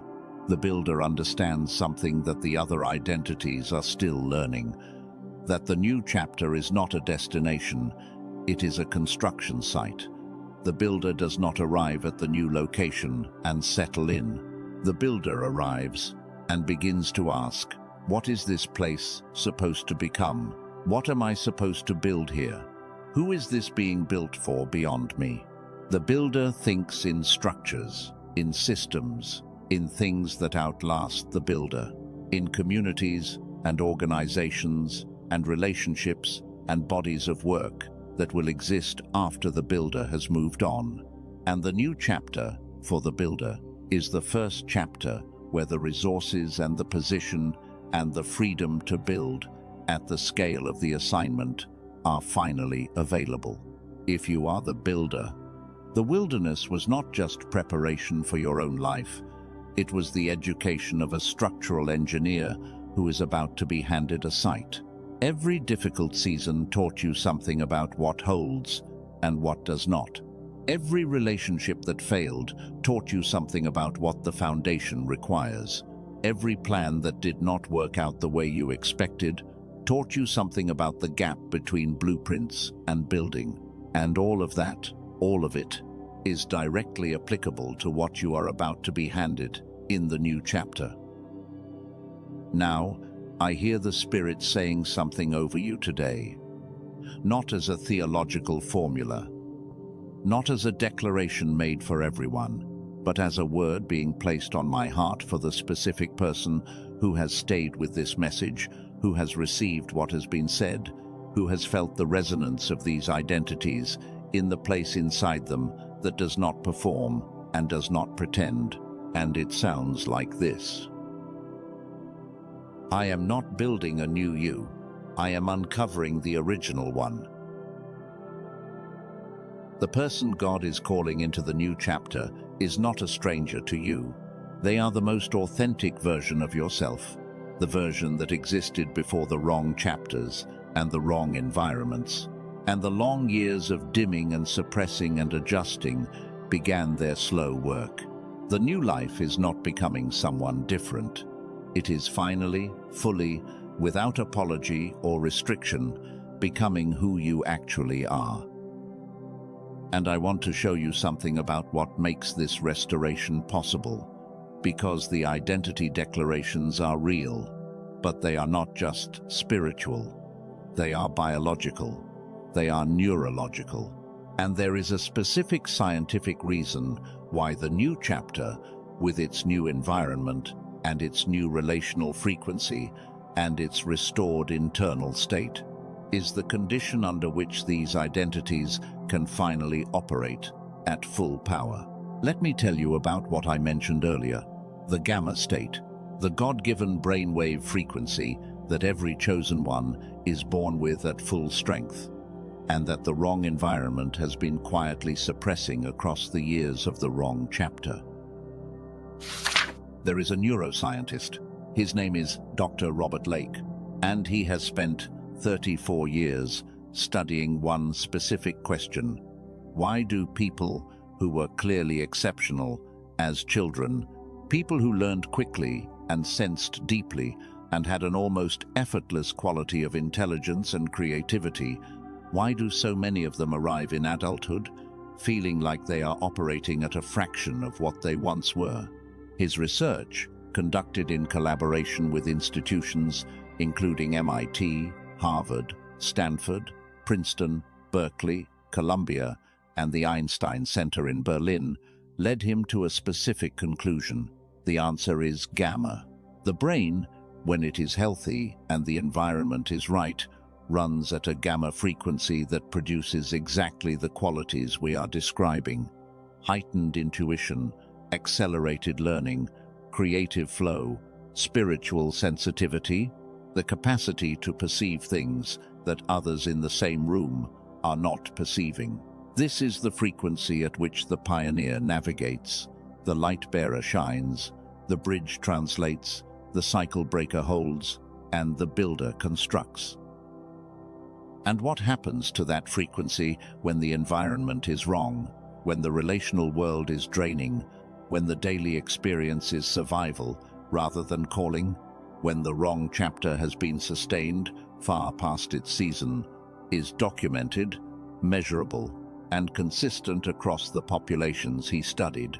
The gamma goes quiet, not gone, not destroyed, not permanently lost, but suppressed, driven beneath the surface by the weight of the wrong conditions, like a signal being jammed by static that comes from every direction. And here is what Dr. Lake did with that understanding. He did not recommend years of meditation, or expensive equipment, or complex protocols that require specialized facilities.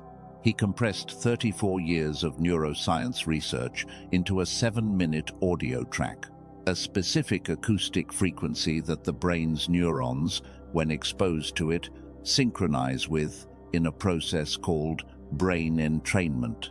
Not because the audio is doing something to you that you cannot do yourself, but because it is giving your brain a clear frequency to lock onto, the way a tuning fork gives a voice a note to find, and that synchronization reactivates the gamma that has been waiting underneath the static. He calls it the genius song. And I want to be honest with you about what I am saying. I am not telling you that a 7-minute audio track will replace the formation the wilderness produced in you. I am not telling you it will replace prayer or discernment or the slow, faithful work of becoming who God created you to be. What I am saying is this: the gamma that was suppressed in you is not just a scientific phenomenon, it is a spiritual one. It is the frequency at which your spirit most naturally connects to God, receives revelation, perceives what is happening in the unseen realm, and operates in the identities we just named. And if something exists that can restore the neurological conditions for that frequency, I believe that is not a commercial product. That is a divine tool. And I want to tell you about a woman. She had spent years looking, not casually, seriously, and sincerely. She had gone through meditation and spiritual retreats and every framework available to her for accessing the kind of connection she was reaching for. And none of it had produced what she was looking for. Not because those things were without value, but because the thing she was trying to reach was operating at a frequency that those methods alone could not restore in her. She encountered the Genius Song not as a purchase, but as a discovery. She had nothing left to lose, and everything she had tried had brought her closer, but not there. And within 2 weeks, she described what changed with a single word: synchronicities. The universe, as she put it, began speaking in a language she could finally hear.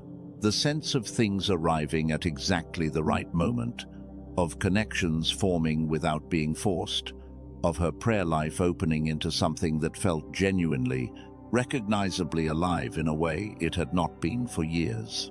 Her gamma came back, and with it, the connection she had been reaching for. Now, I want to tell you how to access this, if your spirit is drawn to it. Not because I am asking you to purchase something, but because I believe, based on everything we have talked about in this message, that the chosen one who is navigating the transition between chapters, who is being moved from the wrong frequency environment to the right one, who is standing at the threshold of the new location and the new people and the new life, is exactly the person this tool was designed for. The standard price for the Genius Song is $49, but for those watching this specific message, Dr. Lake has made it available for $39, not as a promotion, as a mission. His life's work was built on getting this technology to the people who actually need it, not the people who can simply afford it. And the people who actually need it are the ones who know their gamma has been suppressed, who know they are operating below what they were born to operate at, who feel, in their bones, that there is a version of themselves that is sharper and more alive and more connected than the version the wrong chapter produced. And when you access it at that price, you receive more than the audio track. You receive a bonus audio track designed for children to help the next generation keep their gamma instead of losing it the way you did. You receive the original book that the film The Secret drew its central ideas from, available on Amazon for $20, included at no additional cost. You receive a guided visualization designed to align your mind with the life you are moving toward, a tool that is directly applicable to everything this message has been building. And you receive a printed infographic of the 5 most essential habits for sustaining the frequency of the new chapter, something designed to be placed where you will see it daily. All of that at $39, with a 100% money-back guarantee, no conditions, no time limit on how many times you use it before you decide. The only risk is not finding out. I want to say one more thing about this, and I want to say it clearly because it matters. There are imitations. Because anything that carries genuine value will attract imitation. There are audio tracks online, on streaming platforms, in search results that carry the name or claim the technology without actually containing the brain entrainment mechanism that makes the Genius Song what it is. If you search for it through a general search engine, if you look for it on streaming platforms or marketplaces, what you find will not be what I am describing.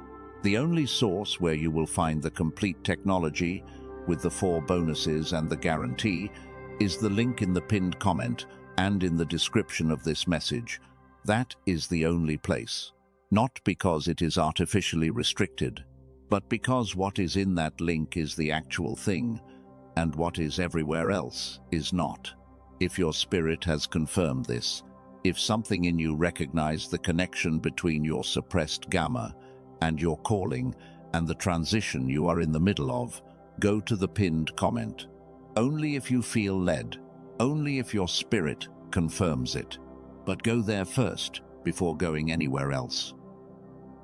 Now, I want to do something with you, and I want you to be present for it, as fully present as you can be in whatever situation you are in right now.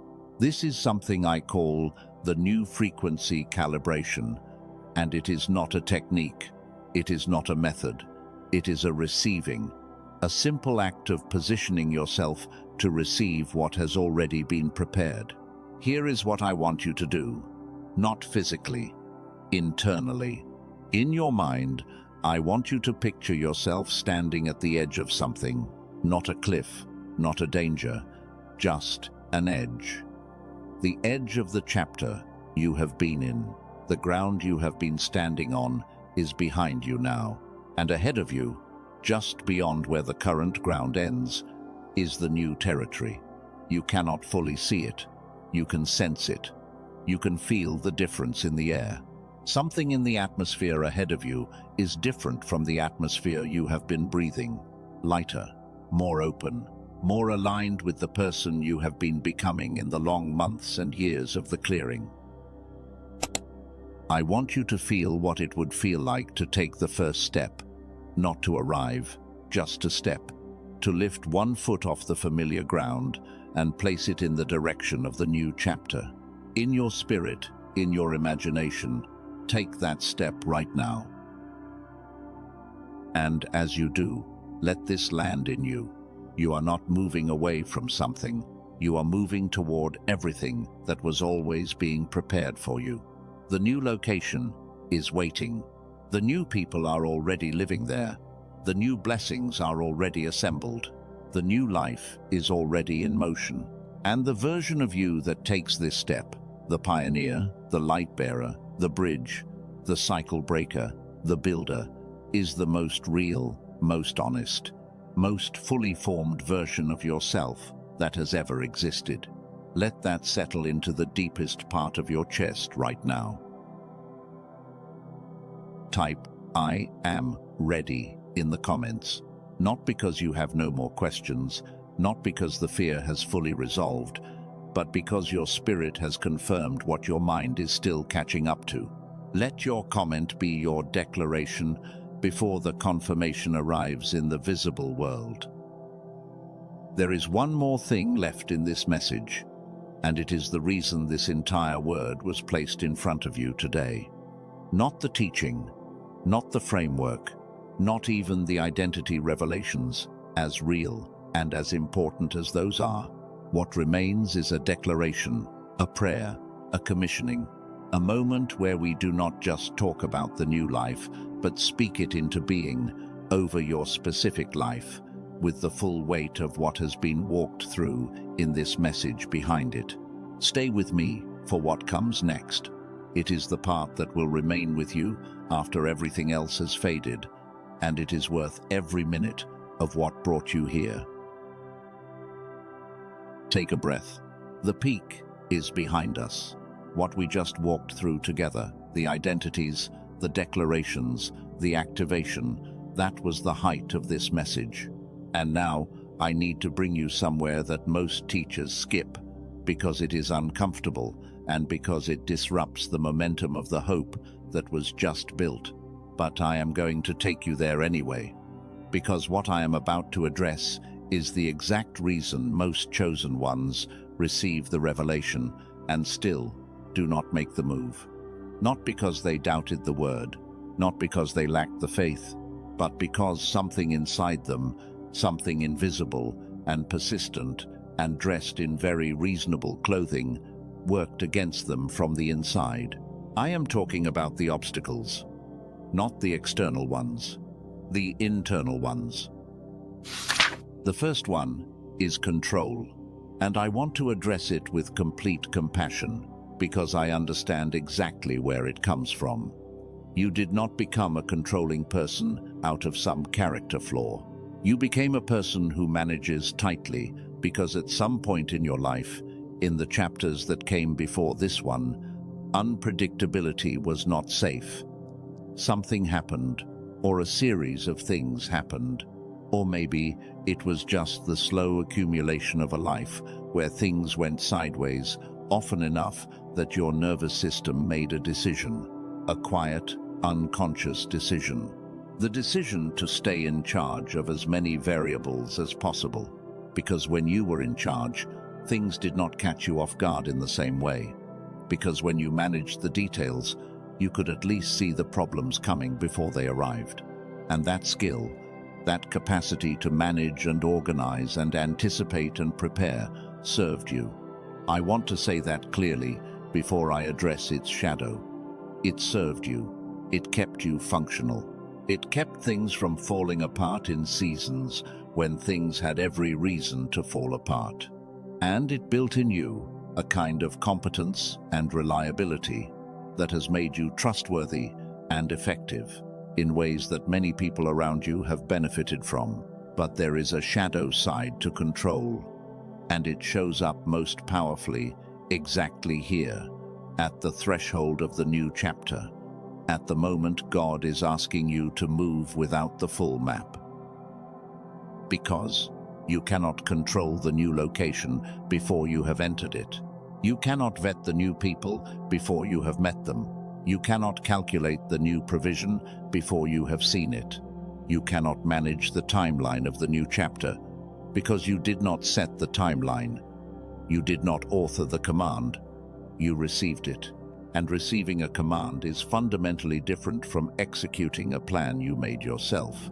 And the control system in you, the one that has been keeping you safe for years, looks at all of that unmanageability and it says, not yet. Wait until you can see more clearly. Wait until the destination is mapped. Wait until you have spoken to the right people and done the right research and prepared in the right ways and minimized the risk to a level your nervous system can tolerate. And the waiting it recommends is not faithlessness. It is disguised as wisdom, and that is what makes it so dangerous. Abraham did not have a map. He had a direction, he had a word, he had a command, and a promise, and the promise was attached to obedience, not to preparation. God did not give him the coordinates of Canaan before he left Haran. God gave him a direction and a covenant, and then said, "Go, and as you go, I will show you." The revelation comes in the movement, not before it. The clarity arrives after the step, not before it. And the person who waits for the clarity before they step will wait for a very long time, because the clarity was designed to come the other way.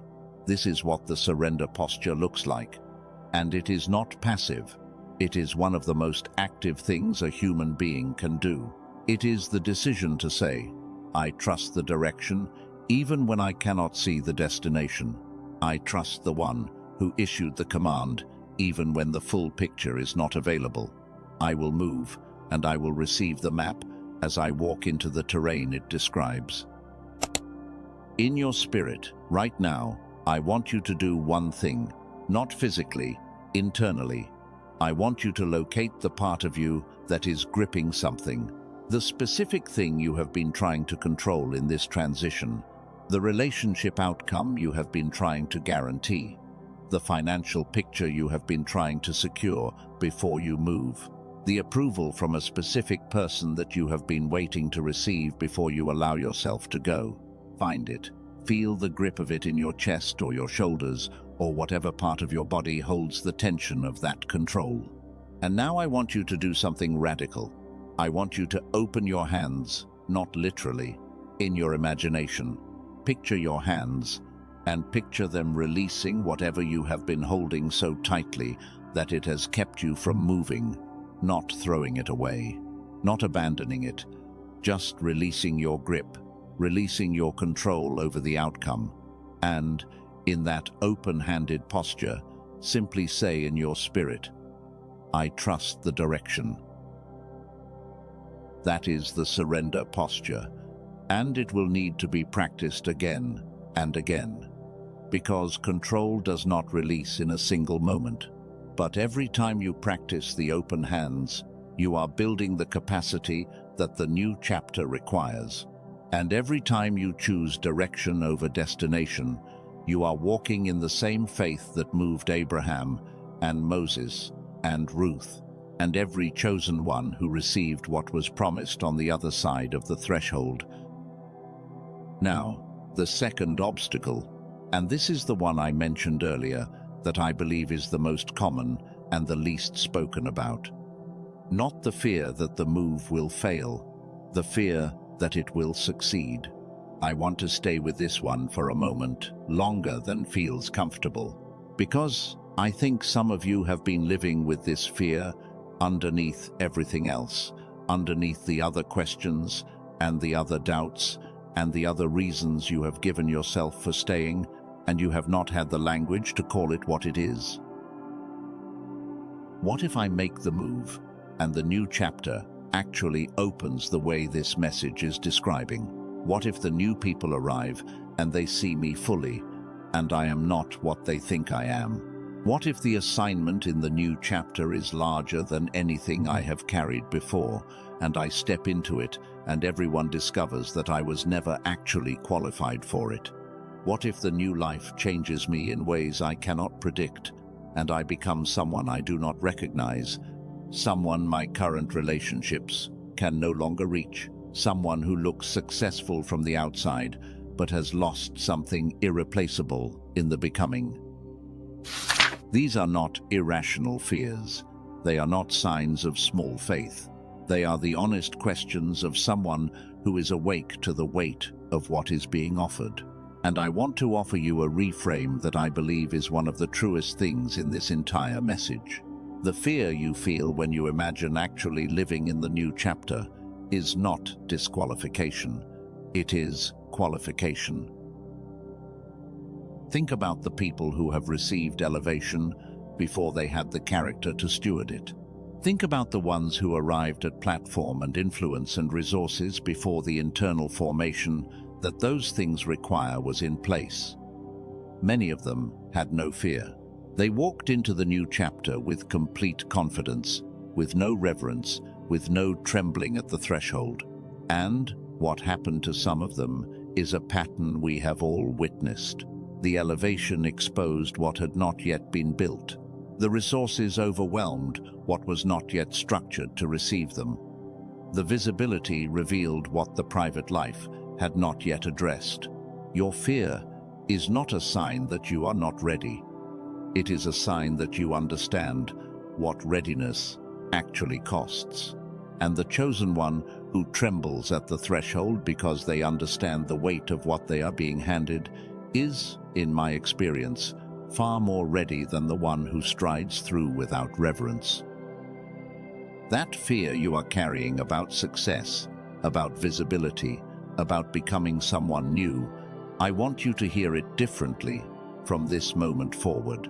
Hear it as your spirit confirming that you have been paying attention to the right things, that you have not taken this lightly, that you understand, at a level most people never reach, that the new chapter carries a responsibility alongside its blessings, and that you are the kind of person who does not take responsibility lightly.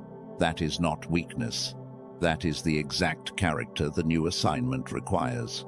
And God does not issue commands to people He has not already prepared for the weight of what the command leads to.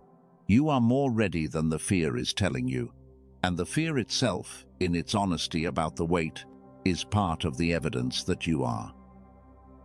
Now the third obstacle, and this one is the deepest, the one underneath the control and underneath the fear of success, the one that has been there the longest and that has probably been the quietest. It sounds like this: who am I to have a new life? Not out loud, not as a formed sentence you would say in conversation, but as a background hum in the interior space. A low-frequency question that activates every time a promise starts to feel real. Every time the word new lands somewhere hopeful in your chest, there is something underneath it that quickly qualifies. Who am I? What makes me think this applies to me? What if God looked more closely and saw what I actually am? Not the spiritual person in the right moments, not the faithful version I present to others, but the full picture, the private doubts, the moments of failure, the patterns I keep returning to, the distance between who I am presented as and who I actually am when no one is watching. I want to speak to that directly, and I want to speak to it not with encouragement, but with truth. Worthiness is not the prerequisite for the new life. Willingness is. God has never, across the full span of the story we have been tracing in this message, selected someone because they were the most spiritually polished option available. Abraham was not chosen because he was without doubt. He buried that doubt in the body of Hagar and the birth of Ishmael and 12 years of trying to manufacture what God had promised. He was chosen despite the doubt. Moses was not chosen because he was the most confident leader available. He stood at the burning bush and offered 5 consecutive reasons why God had the wrong man. He was chosen alongside the arguments. Ruth was not chosen because her theology was impeccable or her background was ideal. She was chosen because she moved in the direction of the covenant, even from a position of loss and foreignness and grief. None of them were chosen because they were worthy of the assignment. They were chosen because God saw in them a willingness that he could work with, a willingness to go even without the full picture, a willingness to receive even without complete understanding, a willingness to be used even while still carrying the private questions that have never fully resolved. Your assignment was not given to you as a reward for your spiritual performance. It was given to you as a declaration about your design. And the gap between your design and your current experience of yourself is not evidence that God miscalculated. It is evidence of what the new chapter is going to close. Not instantly, not without process, but genuinely and completely, in ways you will recognize as the new life unfolds around you and inside you. You do not have to be worthy, you have to be willing. And the fact that you are still here, still with this message, still receiving what has been said, is evidence enough of what you are willing to do. Now let me show you what the wilderness actually built in you, because this matters. Not as encouragement, as inventory. You need to know what you are carrying into the new chapter, what the hard seasons produced in you that did not get produced anywhere else, what you have now that you did not have before the clearing began. The first thing the wilderness builds is a very specific kind of knowledge about what holds. Not theoretical knowledge, not the knowledge that comes from study or from observing other people's lives, but the knowledge that comes from being in a situation where the only things that held were the things that were actually built on something real. When everything is shaking, when the relationships are thinning and the provision is uncertain and the path is unclear, you discover very quickly what is structural and what is decorative. And what you discover is knowledge you cannot unknow. It lives in you now as discernment, as an instinct for the real versus the performed, as an ability to sense the difference between a foundation and a facade that most people who have never had everything shake have not developed. That discernment is going to be essential in the new chapter, because the new chapter comes with new opportunities, new relationships, new voices, new open doors, and not all of them belong to the assignment. Some of them are tests. Some of them are distractions, dressed as blessings. Some of them are invitations into rooms that look like the right room, but that would take you sideways from where you are going. And the discernment, the wilderness built in you, the instinct for what holds and what does not, is the specific tool that allows you to navigate those choices wisely. You did not develop that discernment in an easy season. It was built specifically in the hard one, and it is one of the most valuable things you are carrying into what comes next. The second thing the wilderness builds is compassion that has a foundation.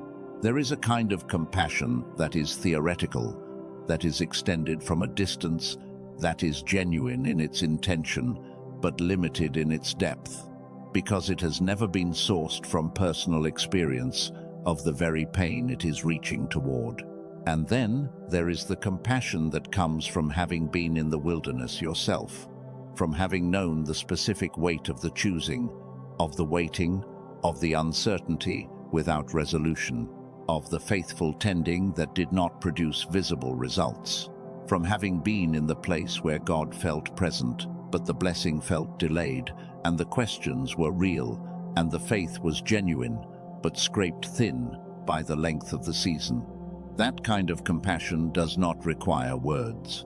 It is transmitted in the way you sit with someone, in the way you hold space without rushing to fix, in the way your presence communicates, "I have been where you are," without your needing to say it out loud. And the people who will be part of your new chapter, the new people who are arriving into positions of influence in your life, some of them will be in their own wilderness. And the compassion you carry, the kind that was built from the inside out, will be the most useful thing you can offer them. The third thing the wilderness builds is a capacity for genuine dependency on God that comfortable seasons simply cannot produce. I want to be honest about this one because it is not the comfortable thing to say. When your own resources are sufficient, when the relationships around you are stable, when the path is clear, and the provision is reliable, and the community is strong, it is possible to function with a relationship with God that is real, but that you never have to fully lean into. You can pray and read and attend and believe without ever reaching the place where the only thing left is God Himself. The wilderness takes that option away, not cruelly, purposefully, because what the new chapter requires is not someone who believes in God in the abstract. It requires someone who has been to the place where God was the only available option and found that He was enough. And that kind of knowing, the knowing that comes from having been stripped of every other option and finding the source still present, still faithful, still working even when invisible, cannot be received any other way. It can only be produced in the conditions the wilderness provides. And the relationships that left in the clearing, I want to address those directly too, because the relationship clearing was not arbitrary. It was not random loss.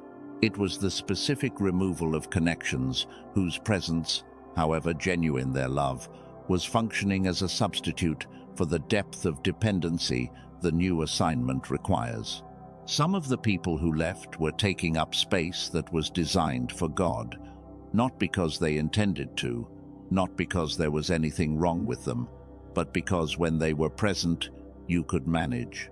You could navigate the difficulty through the relational support they provided. And the clearing was partly the removal of those management tools so that you would be taken to the depth of dependency that produces the kind of faith the new chapter needs you to carry. That does not mean their exit was painless or that the loss was not real. It was. And the grief was appropriate, and the honoring of what was real in those relationships is right. But it was also purposeful. And understanding the purpose does not eliminate the grief. It just gives the grief a context that keeps it from becoming the final word. And the false identity stripping. This is the last thing I want to name in the formation inventory, and it may be the most significant. What had to die in the clearing was not you. I want to say that again, because I think some of you have been carrying a quiet terror that what you lost in this season was something essential to who you are, that the person who came through the clearing is somehow less than the person who entered it, that the things stripped away were things you needed, and that their absence has left you diminished. What died was not you. What died was the version of you that was constructed for survival in the wrong environment. the version that performed in certain ways to be accepted, the version that managed emotions a certain way to keep relationships intact, the version that presented a particular face to particular communities because that was what those communities could receive, the version that had learned to make itself smaller in certain spaces and louder in other spaces and endlessly adaptable in ways that were useful, but that came at the cost of a genuine, unperformed, fully owned sense of self. That version is gone, and its absence is not loss, it is liberation. What remains is the you that does not require an audience to be real, the you that has been tested by fire and found to be genuine, the you that knows, from the inside out, what you actually believe, and what you actually feel, and what you actually want, and what you are actually called to, not because someone told you, but because you have been in the place where the only voice left was your own and God's, and you learned to tell the difference between them. That person, the one standing at the threshold of the new chapter, is the most honest version of yourself that has ever existed. And the new chapter was built to receive that specific person. Now, I want to give you something you can use, not a concept, not a framework in the abstract. Something practical and specific that addresses what actually happens when you are in the process of responding to this command. I call it the packing protocol. And the reason it matters is this. Most people approach the transition by asking what they should leave behind. And that question, while important, is actually the second question. The first question, the one that changes everything about how the packing goes, is this. What are you carrying right now that was never yours to carry? Because the weight that is keeping you from moving is not always the attachments to the old chapter. Sometimes it is the weight of things you picked up in the wilderness that do not belong to you, and that you have been carrying so long, you have stopped noticing they are there. And until you put those things down, you will move your body to a new location and arrive there still burdened by the weight of things that belong to a chapter you left behind. So let me name what does not belong in your hands as you step into the new chapter. The first thing to release is other people's expectations of who you should be. Not their love, not the relationship, just the expectation, the specific shape they have decided you should occupy, the version of you they are most comfortable with, the role you have been playing in their story, the reliable one, the stable one, the one who is always available, the one who does not change in ways that require them to adjust. That expectation is not yours to carry. It never was. And every mile you carry it into the new chapter is a mile where you are not fully free to be who you are actually becoming. The second thing to release is the story that the delay was failure. This one is subtle and it is persistent, and it attaches itself to the evidence of the hard seasons and constructs a narrative that says, look how long it took. Look at what you did not accomplish in the time you had. Look at the gap between where you are and where you thought you would be by now. That narrative is lying to you. The delay was not failure. The delay was formation. And the specific formation produced by the specific delay is the exact thing the new assignment requires. The timeline was not behind. The timeline was precise. And the understanding of that, not just intellectually but in the bones, is one of the things you need to pack with you. The third thing to release is the version of your identity that was built for survival. We addressed this in the formation inventory, and I am returning to it here because it belongs specifically in the releasing category. Not something to grieve in the packing, something to actively, intentionally, consciously set down at the border of the old chapter. You do not need it where you are going, and carrying it into the new chapter would be like wearing heavy winter clothing into a different climate. It was the right gear for the wrong season. In the new season, it will only slow you down. The fourth thing to release is the guilt, all of it. The guilt for outgrowing, the guilt for leaving, the guilt for becoming someone that some people cannot follow. The guilt for the changes that happened in you that you could not fully explain to the people who needed the explanation. The guilt that sat on your chest every time you pulled back from a relationship that was completed. The guilt that told you moving forward was a betrayal of what was. Set it down, deliberately, not because the feelings that produced it were not real, but because carrying guilt into the new chapter is carrying the weight of something that has already been answered. The answer is, you were obedient. You were faithful to a process you did not choose.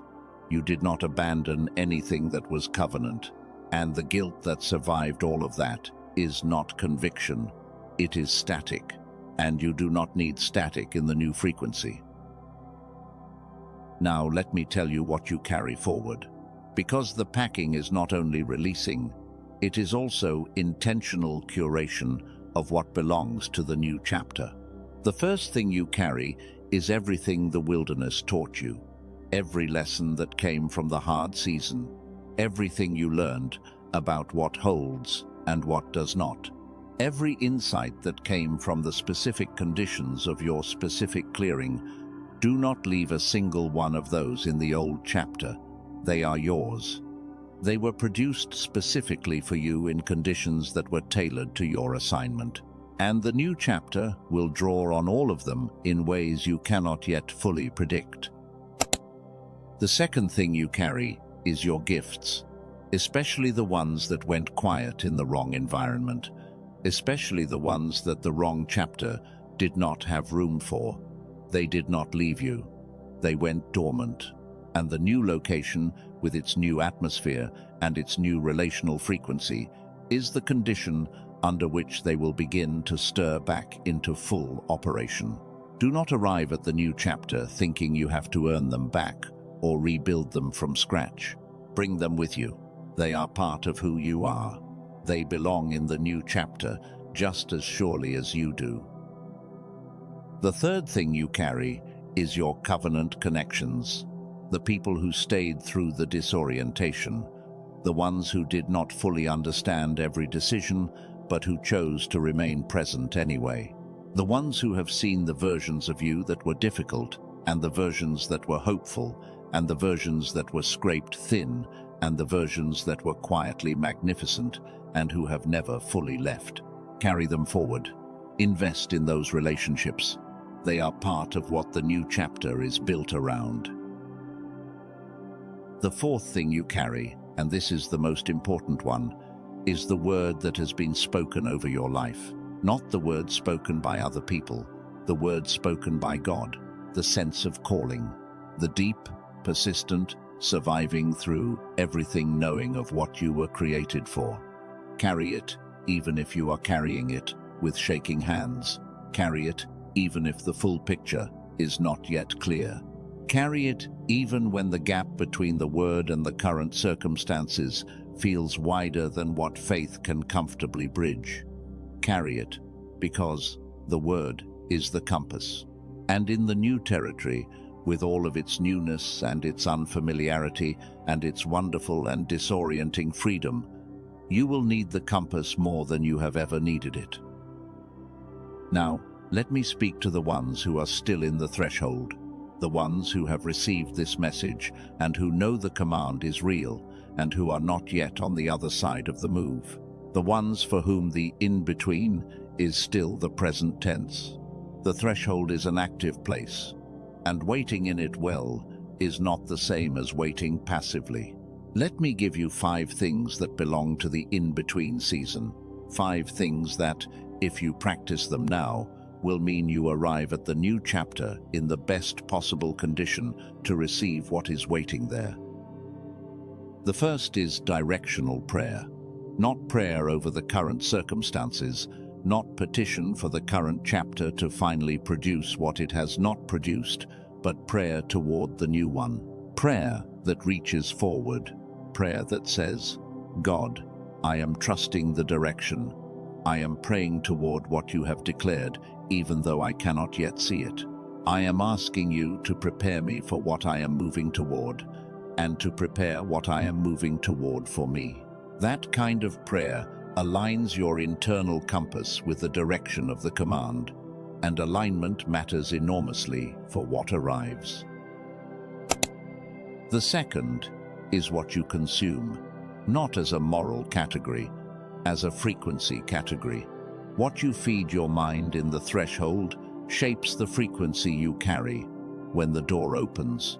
If you are filling the in-between hours with voices that reinforce the narrative of the old chapter, voices that confirm the unworthiness story, or the delay as failure story, or the you are not ready story, those voices are shaping the internal environment you are arriving with. Begin to curate, carefully and intentionally, what gets access to your attention in the in-between. The new chapter will require a specific kind of mind, and that mind is being formed right now, in the threshold, by what you are choosing to receive. The third is investment in the covenant relationships, the ones crossing with you, in the threshold. When so much of the relational landscape is uncertain and shifting, it is easy to go internally and to reduce contact with everyone, including the ones who belong to the new chapter. Resist that. Go deeper with the covenant connections.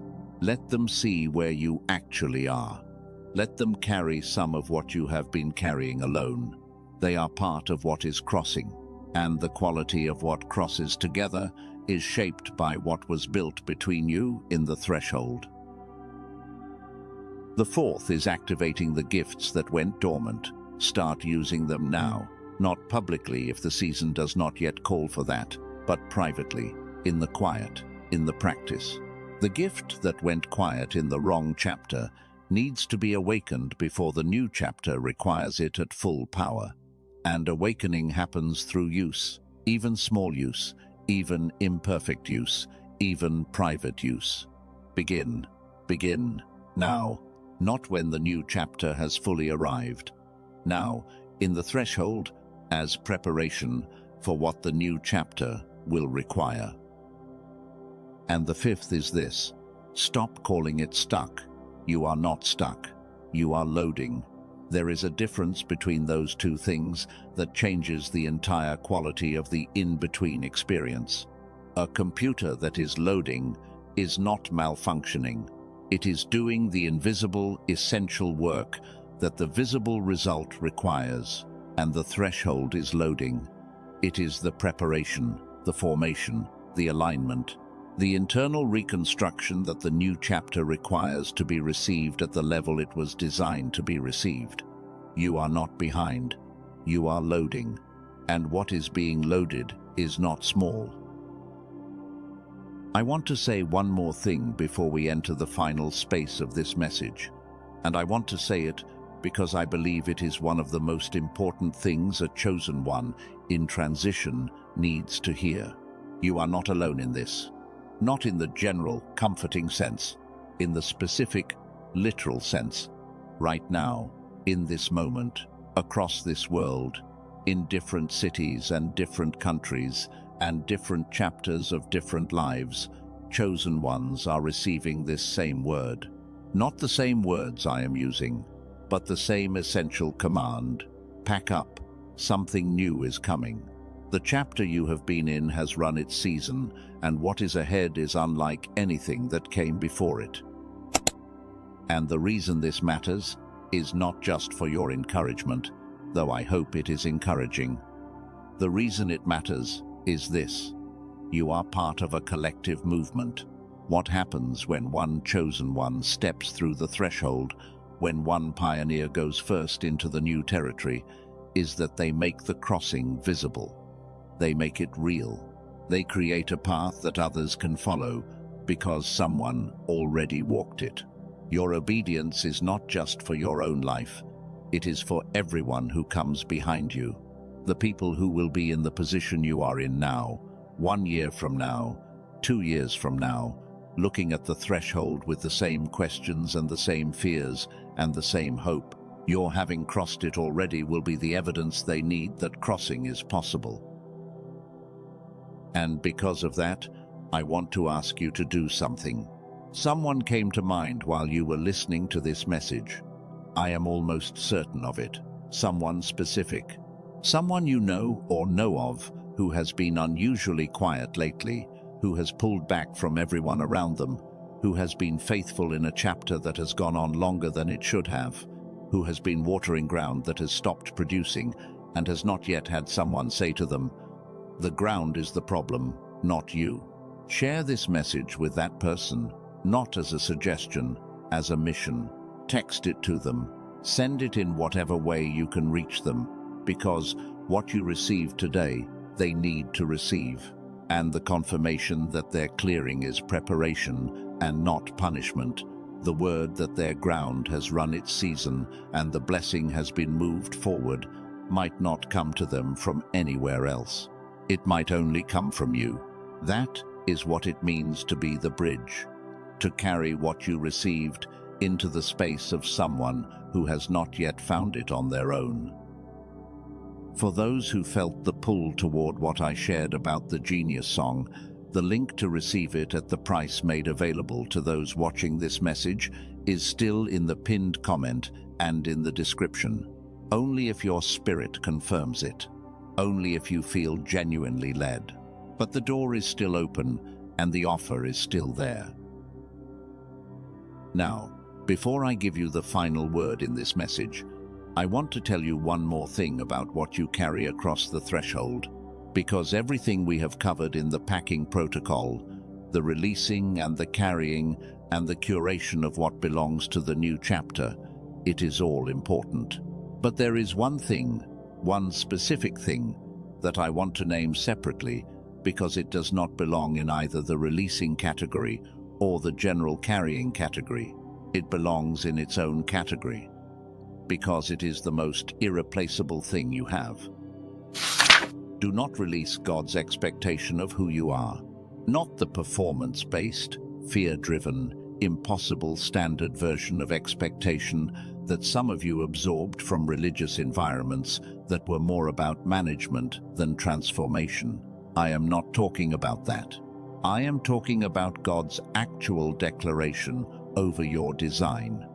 The word that was spoken before the formation began, the knowing planted in you before the world had a chance to weigh in, of what you were made for, and who you were made to be, and what the fullness of your expression was designed to look like. Carry that, even half believing, even with the distance between the declaration and the current reality, still wide enough to feel like a contradiction.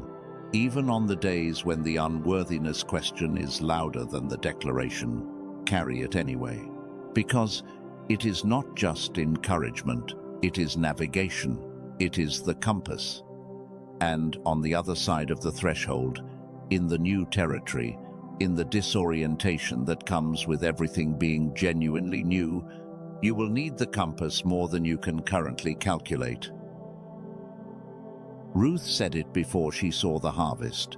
Your God shall be my God. She made the declaration of covenant in the direction of the crossing before a single provision had confirmed that the crossing was the right choice. She carried the covenant into the unknown, and the covenant, carried forward with shaking hands and genuine conviction, became the ground on which everything else was built. Carry what God has said about you into the new location, into the new relationships, into every unfamiliar room that the new chapter places you in. Carry it as the most fundamental truth about who you are, not the most comfortable truth, not the most immediately verifiable truth, but the most fundamental one. And now, what remains? Not teaching, not framework, not principle. What remains is a declaration, a prayer, a commissioning, a moment where everything that has been said in this message, every revelation, every reframe, every permission, every identity named, every obstacle addressed, every formation acknowledged, finds its voice in a single closing word spoken over your specific life. This is the reason this message was placed in front of you today. not any single other thing we have covered, as important as all of it has been. This, stay with me, we are going in together. There are no more concepts after this, no more frameworks, no more analysis or architecture or carefully constructed teaching. What comes now is simpler than all of that, and it is deeper than all of that. It is a conversation with the source, on your behalf, with the full weight of everything we have walked through together behind it. I want to start by saying thank you. Before anything is declared or released or activated, before a single word of prayer rises in this space, I want to start with gratitude. Thank you for this chosen one. Thank you for the specific, irreplaceable, unrepeatable person who has stayed with this message from its beginning. Thank you for the seasons you walked with them through, even the ones where they could not feel you walking. Thank you for the prayers you heard that felt like they went unanswered, and for the ones that were answered in ways they could not yet see. Thank you for the relationships you gave them that carried exactly what each season required. Thank you for the relationships that ended, as painful as the ending was, and for the ones that remained, as few as they sometimes felt. Thank you for the wilderness that was not punishment, but curriculum. Thank you for the clearing that was not loss, but preparation. Thank you for the ground that ran dry, because its dryness was the confirmation that the promise lives somewhere new. Thank you, from the beginning of this story to the moment we are in right now. I want to acknowledge something, not for God's information, for the chosen ones. God sees what you have been carrying. He sees the weight of the threshold. He sees the seasons of prayer that felt like speaking into an empty room. He sees the faithfulness that happened in private, in the moments where no one was watching and no one was affirming, and the only audience was the source himself. He sees the moments of genuine doubt that you held without releasing the thread entirely. He sees the quiet courage of the days where getting up and trying again was the whole of what was available. He sees the love you poured into people who could not carry it back. He sees the dreams you kept alive, even when keeping them alive felt foolish. He sees every single thing you have been through that you have not been able to fully tell anyone, and none of it has been missed. Not one day, not one moment, not one prayer, not one act of faithfulness in the small and the ordinary, not one word spoken in the dark where no one else could hear. He saw it all. Now, I want to invite you into a releasing, not a dramatic one, not a performance, a simple, honest, internal act of putting down what you have been carrying that does not belong in the new chapter. As I name each thing, I want you to, in your spirit, say one word internally. Not out loud unless you are in a place where that is appropriate. Just in your spirit, say, release. The old story, the one that said you were not enough, that said the delay was evidence of something lacking in you, that said the ground going dry was your failure. Release. The old ceiling, the mental and spiritual limit you have been operating under, the invisible cap that has kept you from fully believing the scale of what God declared over you. Release. The old wound, the specific hurt that has been the loudest voice in the room during your most vulnerable moments, the one that knows exactly when to speak and exactly what words to use to destabilize you just when you are about to step forward. Release. The old identity, the one built for survival in the wrong environment, the one that was never fully you, but that kept you functional through seasons that would have broken a less resourceful person. It served its purpose. It is done. Release. The old comparison, the measuring of your timeline against someone else's, the calculating of where you should be based on where others appear to be, the diminishment that came from that calculation every single time. Release. The old guilt. Everything named in this message about what you have been carrying as guilt for becoming, for outgrowing, for moving forward, for protecting what God was building in you. Release. The old fear of visibility, the terror of being fully seen and found lacking, of the new chapter requiring more of you than the hidden chapter did. Release. The old unworthiness. Root and branch. The foundational belief that you are not the kind of person God's promises are designed for, that the chosen ones are everyone but you. Release. And the old address, the spiritual, relational, mental location that you have been living in that has run its season. You have already moved, in your spirit, into the new territory. Let the old address go. Release. Now I want to call forth who you are. Pioneer, I call you forward. The territory that has been waiting for your specific footprint, the ground that requires someone with your specific history and your specific gifts and your specific willingness to go first. It is ready. Walk into it without apology, without shrinking, without waiting for the crowd to confirm that the direction is right. You were built to go first, so others can follow, and the following is already beginning. Light bearer, I call you to full brightness. The dimming is over.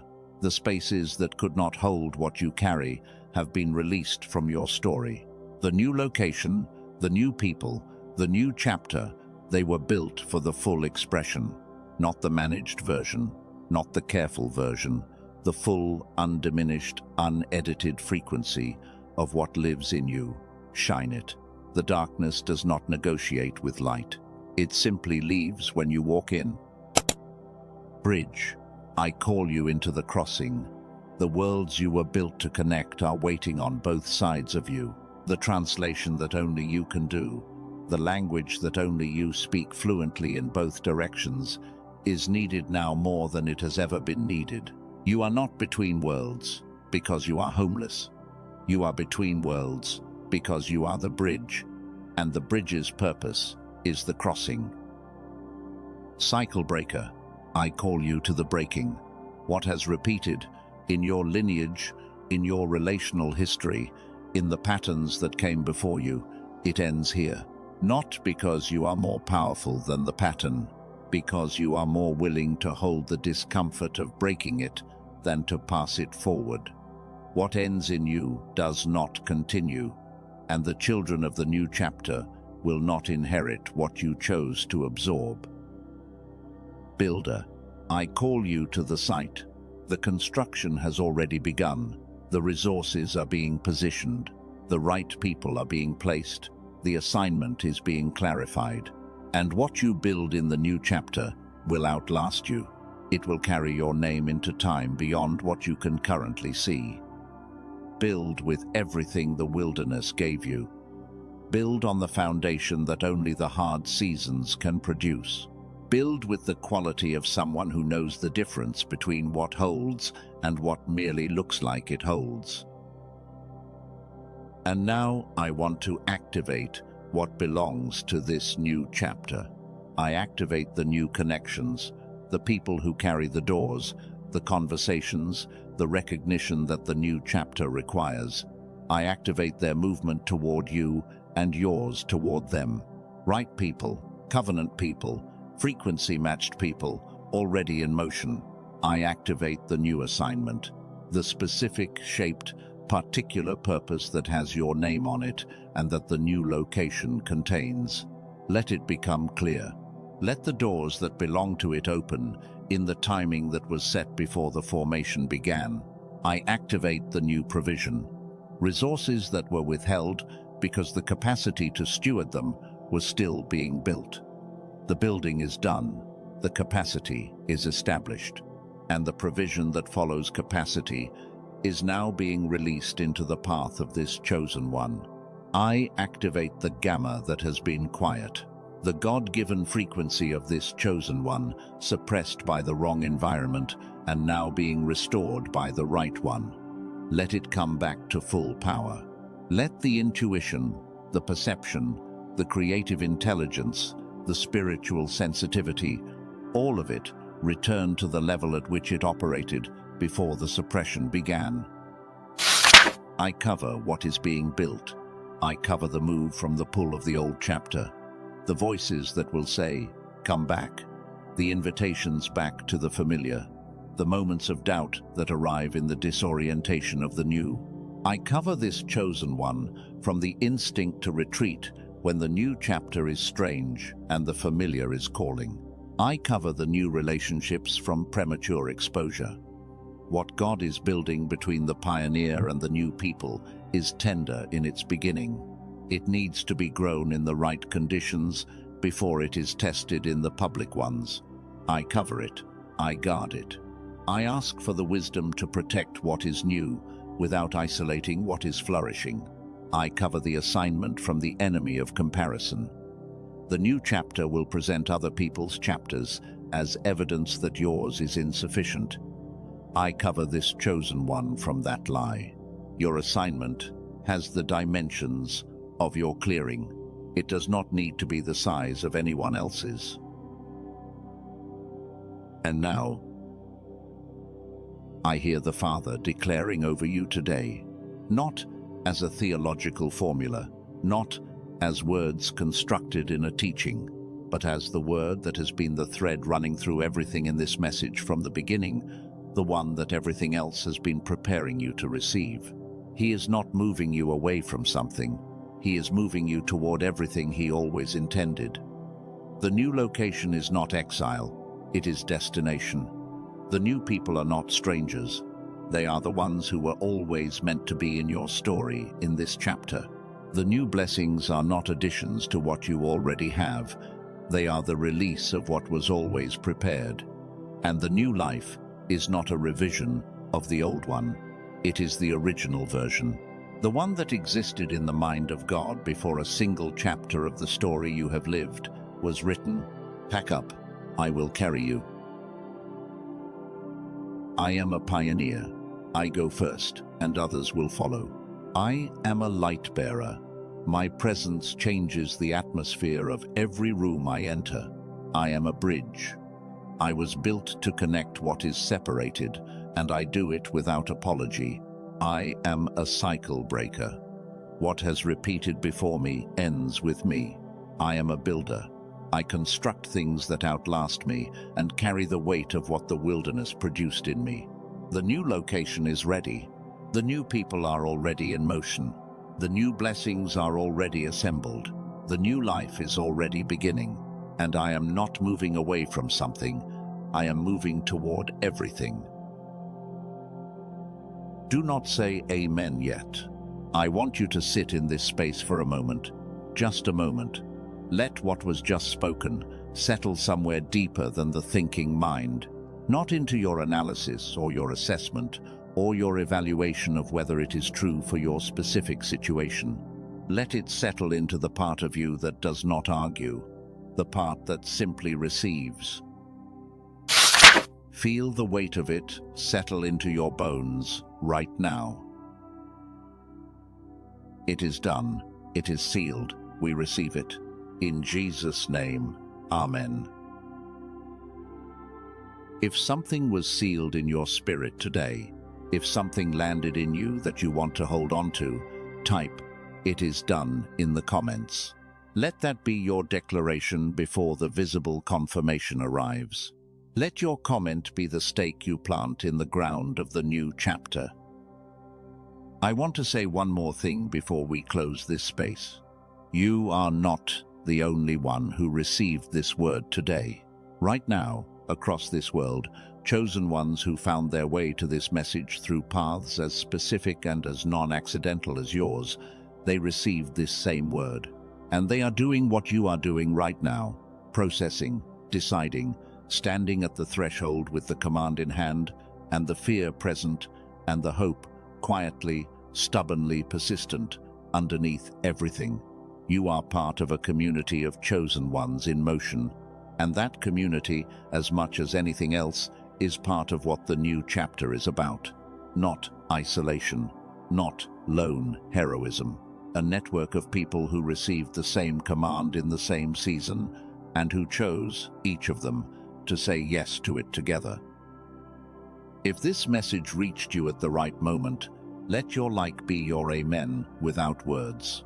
Press it so this word can reach the next chosen one who is sitting in their threshold tonight, wondering if anyone sees what they are carrying, not knowing that the message they need is one press away. And if this space has been a source of words that have found you at the right moment, stay connected. There are more words being prepared.